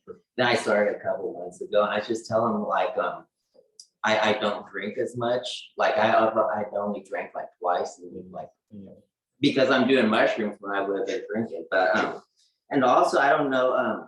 A couple of years ago, I ran for city commission, and I was more just getting my feet wet. Like I didn't, fundraise or anything. Just finding out if I'd want to do it in the future. But one of my campaign things was decriminalizing mushrooms. So What's your name? Chris Flowers. Chris Flowers. Yeah. And I just may write some information. It's mostly for myself. I don't really share this stuff, but just so I have a better understanding and memory of things. Oh, and also I forgot to preface all this, but I wrote down at the very bottom, from a legal standpoint, this cannot be a place for acquiring or distributing. So I'll read this just so it's out there. The Lawrence Psychedelic Society is a drug-free zone. We don't allow the use of controlled substances during our meetings, and we expect that people who attend our meetings won't be carrying, using, or attempting to acquire or distribute them. This should not be a place for dealing drugs. It should be a place for talking about these things in a very actionable, conscientious way. And I would hate for us to get shut down because of legal issues like that. And I certainly don't want to be in trouble for gathering people and then unwittingly facilitating a drug deal. Please don't make me have to do that. But I appreciate that. Thank you, Chris. Yeah, my name is Bud Jeans. I just saw the flyer for this about 3 hours ago. So I had the afternoon free and decided to come. Good for you. I've been kind of interested in, I'm studying music therapy at KU, and one of the things I want to do is work with veterans and do some ceremonies, maybe with like music and ayahuasca ceremonies. I know that there was already one organization that I was familiar with that was paying for veterans to go down to South America, and this is another one. Absolutely. And so yeah, I figured coming here would be a good way to kind of get this more codified and legitimate, and this is the nonprofit that we have such and such organization, and get that kind of credibility, like these organizations like this Heroic Hearts have set up through you know, the 501(c)(3) process and all that. So yeah, and I was happy to see that this was going on and figured it could, you know, certainly worth checking out. Awesome, welcome, thanks for coming. But that does remind me, I'm hoping to plan in either July or August, a veteran-focused event here in Lawrence or Kansas City. Just representing Heroic Hearts Project and just having an open forum space for people to give talks. So I'll have some veterans that I know come, some medical professionals that I talked to, some folks involved in that Alta Sciences study that I've talked to. They said they'd be willing to speak and just educate veterans too. So yeah, future community events down the line, but that's why I wanted to start the Psychedelic Society now, so we can start working towards those things later. So I appreciate you putting that back in my brain, bud. Appreciate it. Thank you.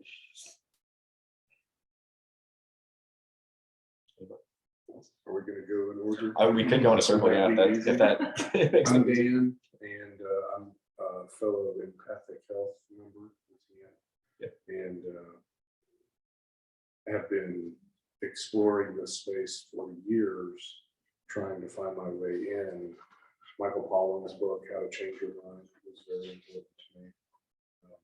Another very important book, and I think you could add to this book. Is Beyond the Narrow Life. I recommend that also. And just very happy to see a community forming. Community is very important.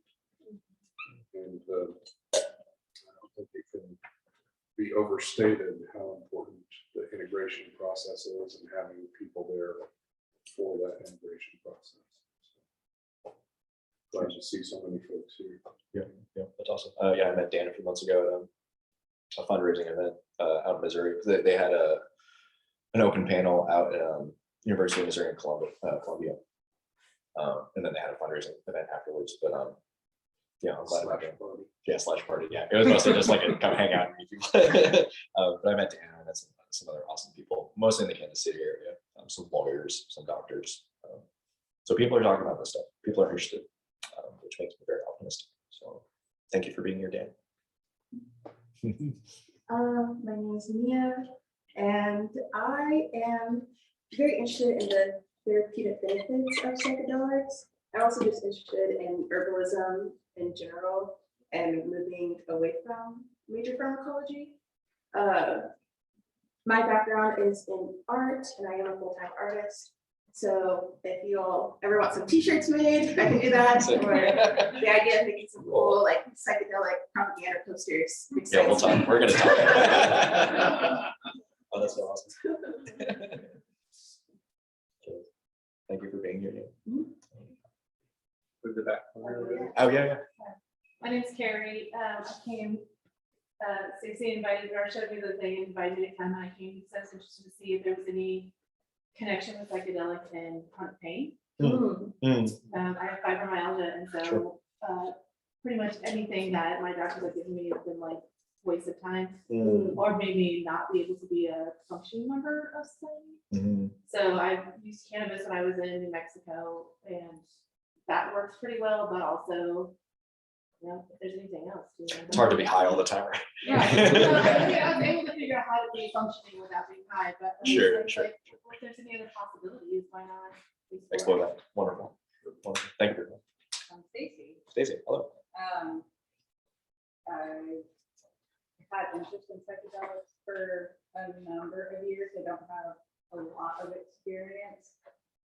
And no, I mean, my education is minimal. Sure. My background is in biology, and currently I am a practicing massage therapist and Reiki master. Gorgeous. And so I haven't really been dabbling in the research aspect of psychedelics for a while. I know there is clinical research to be looked at now, whereas when I graduated, that wasn't so much the case, but a lot has happened in, 15, 20 years.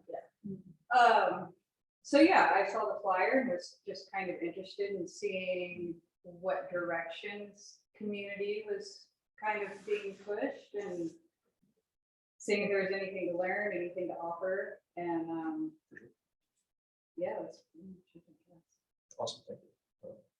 Yeah, you mentioning massage therapy and Reiki.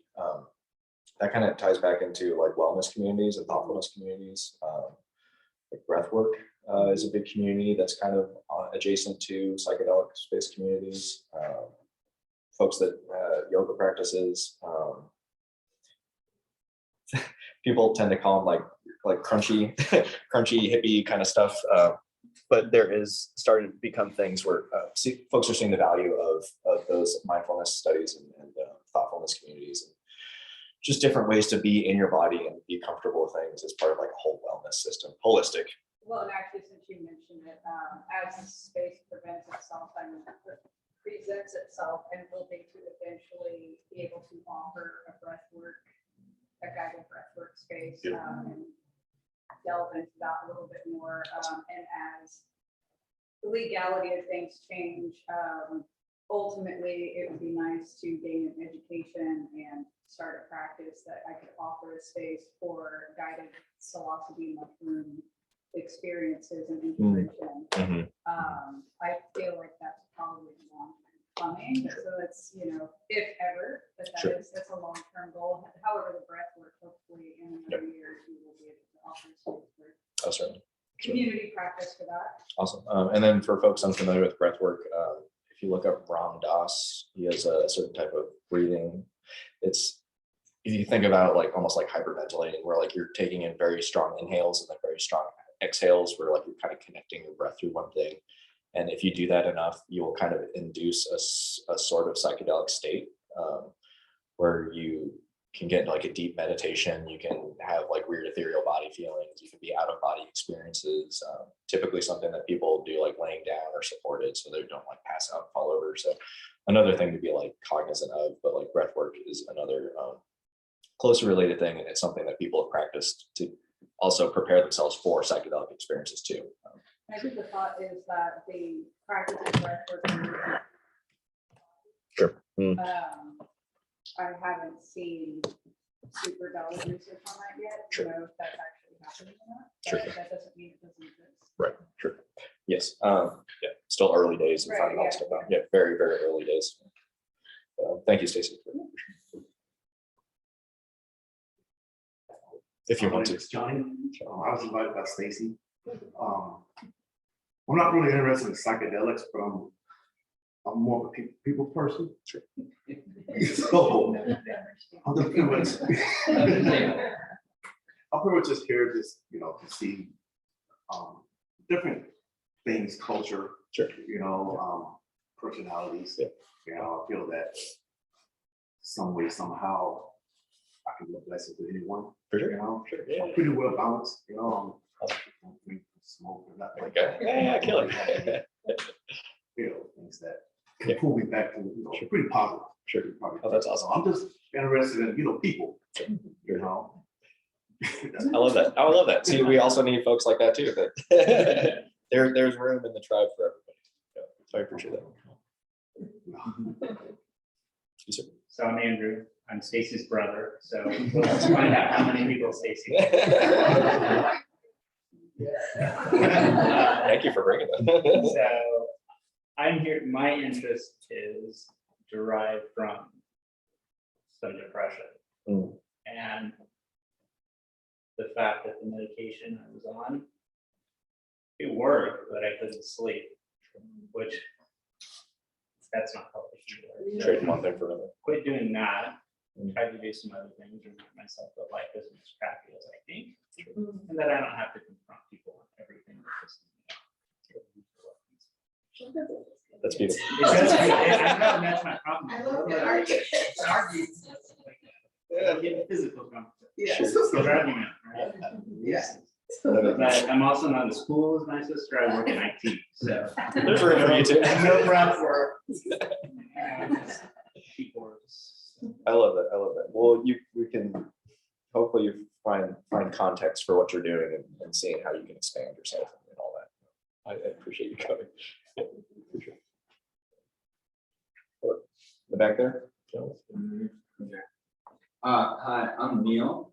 I've been friends with Ian for a while and talking throughout the last few years and wanted to pick his brains pick the community's brain about where this is going. I've been interested in psychedelics for therapeutical purposes for a long time. I see a lot of tremendous, as we all do, a lot of tremendous human value. And I've wanted to find my way into the community to help facilitate and integrate these experiences. My current path, I am in school to be a massage therapist. I'm interested in also learning more about breath work and yoga, and I was trying to see a way of how all those things would integrate together. So, good to see you. Thanks for coming. Okay. Yeah, I gotta go. Oh yeah, yeah, Josh. I'm Logan. I came here because I've known Ian since college. We've been friends for a long time. And so I'm gonna come support him. And yeah, I mean, my own experiences with psychedelics and whatnot, I think I did it mostly recreational when I was younger. And then my interest, because whether I wanted it or not, there was still like, personal development things that came from those experiences. So then I became more interested in intentional use, and also a scientific person. So there's always new studies coming about, all the benefits, and that's helping a lot of people. So yeah, I think the whole movement is important to support it, and I think I would say it's helped me. I don't have like serious clinical depression or anything like that. I mean, I can feel anxiety, but like it's mostly been like something that has provided, I guess, whatever problematic issue or whatever. I think it just gives an answer or a path, and it can help you figure things out. So it's like a tool. So yeah, that's why I'm here. Awesome. Logan, thank you for coming. What Logan said brings up something you may also hear in these communities where the medicine tells you what you need to know. Some folks will say that as you may have some intentions and things you want to work on during your experience, but once you're in the experience, sometimes something will come from behind you and will be like, hey, address this now, or like, hey, you've been repressing this thing, or like, hey, deal with this family issue you've been having, or deal with this anxiety thing that you've been dealing with. And sometimes that's just your brain and your body being like, hey, here's this weird tension thing. Here's this thing that's been dragging you down. Like, address it, face it. And that can be something that happens in experiences too, which can be very beneficial. So, yeah, thank you. Hey there. Hey, Gavin, brother. Had some experiences, long time, managing chronic pain management, chronic depression. Saw a lot of help with ketamine therapy. I work as a nuclear engineer and have a fair amount of experience with regulatory interpretations and contract wordings. So I may be able to potentially help on that front. Cool. Skills will be as useful, sure. But regulatory contract stuff could probably help in some way. That's it. Awesome. Thanks for coming. Adam. Yeah. Thank you. Hello, my name is Brookie Lane, and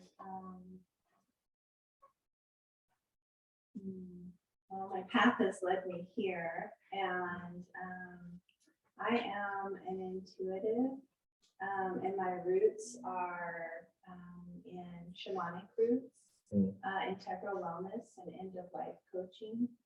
I'm also a death doula, and do sound journeys and soul traveling, and Reiki practitioner.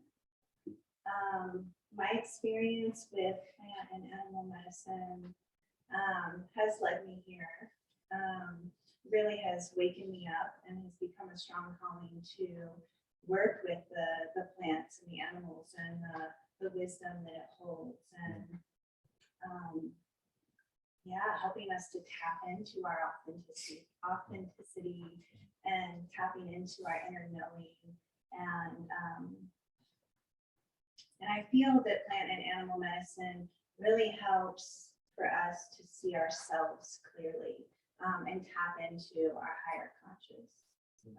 to really make these like embodied decisions in our life. And community has brought me here. It's been huge. Trying to spread the word of a death positive culture in the United States is really my soul's calling. And medicine has, the plants and the animals have helped for me to have multiple ego deaths and to really experience and walk both realms. And working with the dying, the labor process of dying has really opened my eyes and my heart to a greater understanding of like what this life experience is about. And so I'm holding ritual is my thing. Like love ritual, love ceremony, love getting the community together. I think that's like the base root of the healing for all, and support. And I am putting together tending to grief, community grieving rituals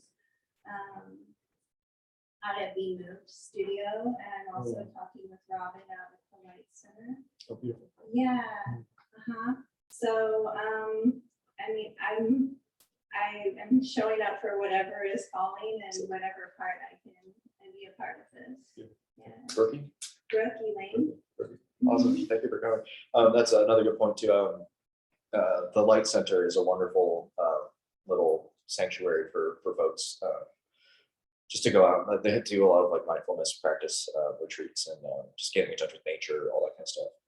The Light Center, Robin runs it. Very kind, gentle soul. She's someone I met a few months ago.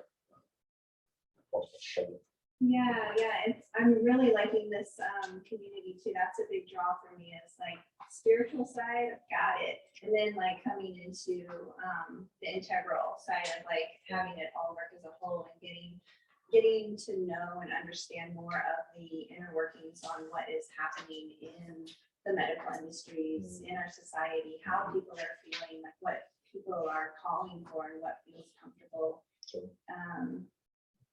partake. Yeah, thank Awesome. you. Sick. That's awesome. Thank you. Yeah. Okay.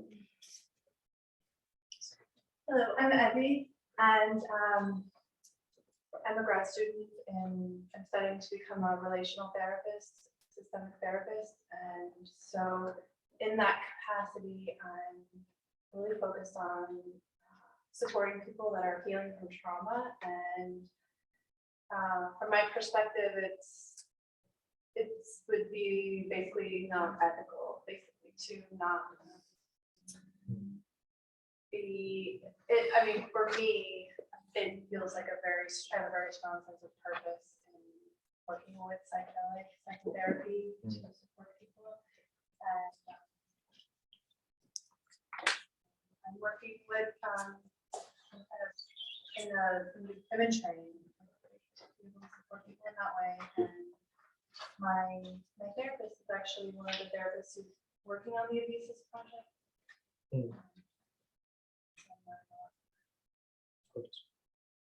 Yeah, I'd love to talk more about that. That's a meeting.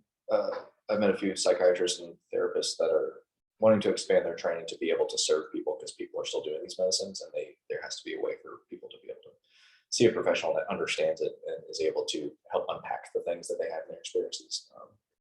Huge for integration. I appreciate that.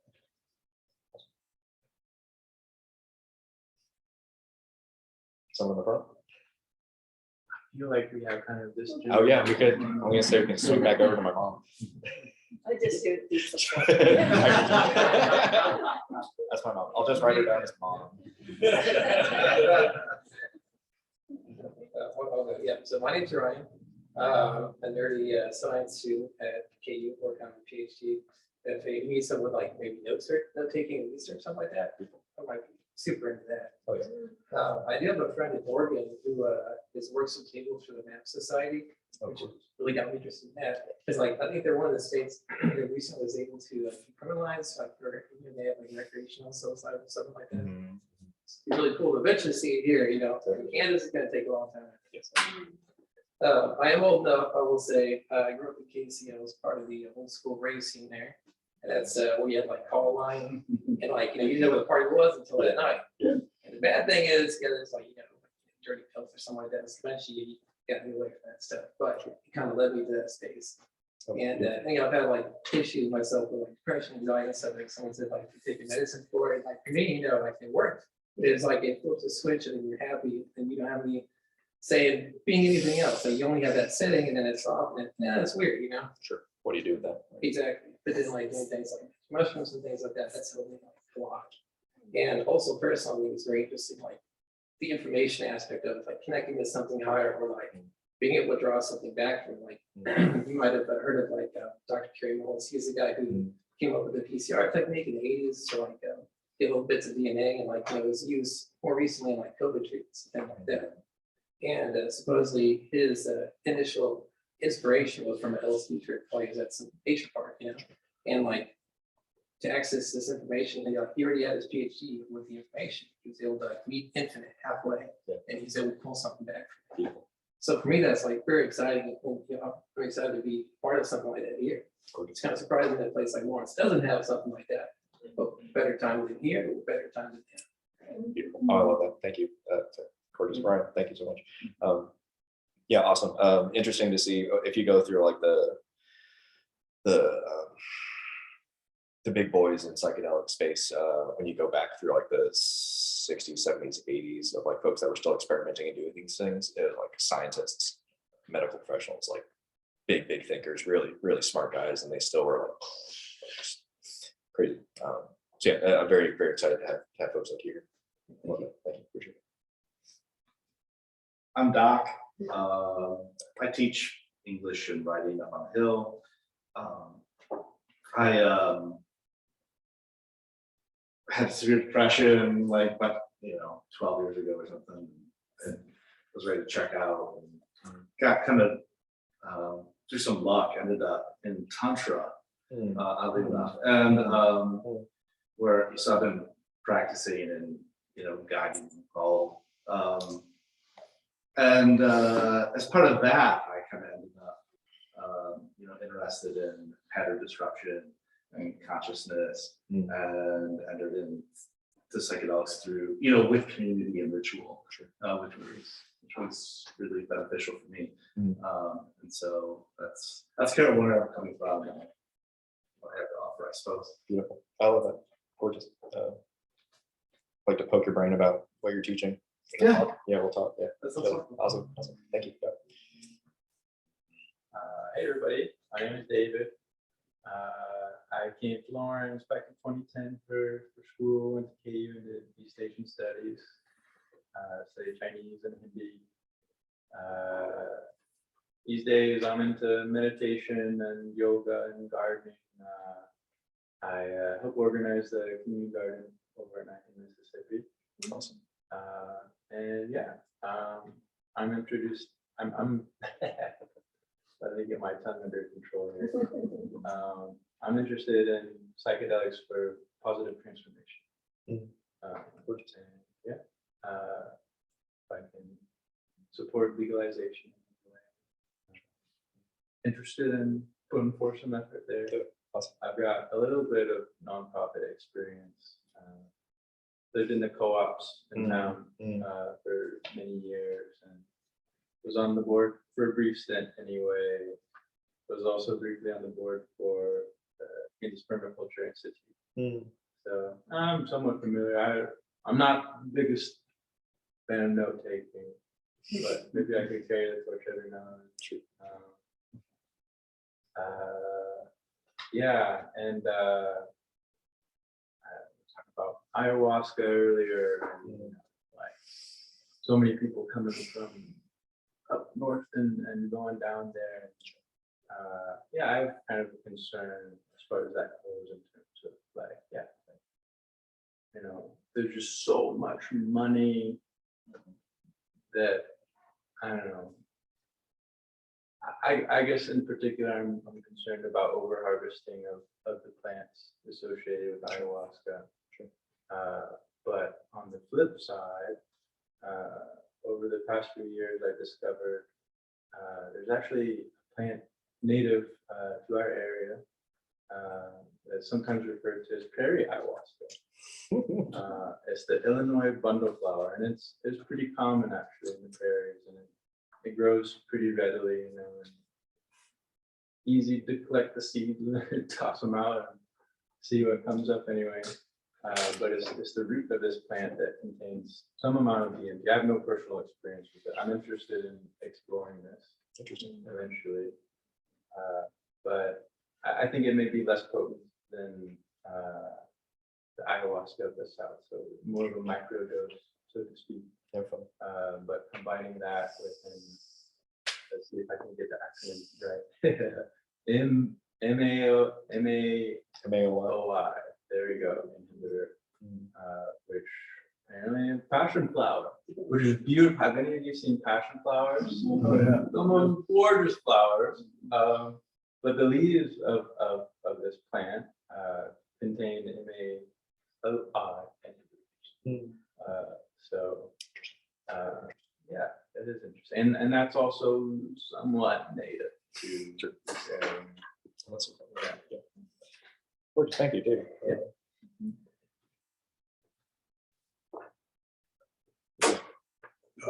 I'm Baca, and you're asking about the Beatles earlier. Yes, and so I was at age that you sort of got introduced to psychedelics through the Beatles, Timothy Leary, Life magazine, Time magazine, all this mainstream media flooding the country with this story, and creating a spectacle. And the government had a heavy hand in things because the whole the community I was connected to. I mean, I was talking to my buddy the other day, and he says, "Just I wish I could get some of that Sandoz." I said, "Dude, nobody's had that since when? 1966, 65." I was like, "Okay." But, yeah. It's the LSD that used to be legal to get in the United States. It was Sandoz was imprinted on it. So that's all the way back to legal when it was still legal. So we're under this 50-year prohibition in which all research is halted. So this science is so far behind every other field. And but then, you know, I read on the podcast, The Sacred Speaks, Carl Ruck was saying that this was the Eleusinian mysteries, the Greek mysteries, the Dionysian rituals. They have hard evidence that these were psychedelic cultures. And the Hellenistic culture, you know, continued to be embedded within European culture for all the way up until the Middle Ages. Well, this has really changed my view of everything I've been taught about Western civilization. It really created a lot of questions for me. But I want to stick to the point. Almost everybody is, what did you have? You didn't have structure. You didn't have safety net. You didn't have really anything. All you had was like your stoner buddies and the Beatles to guide you.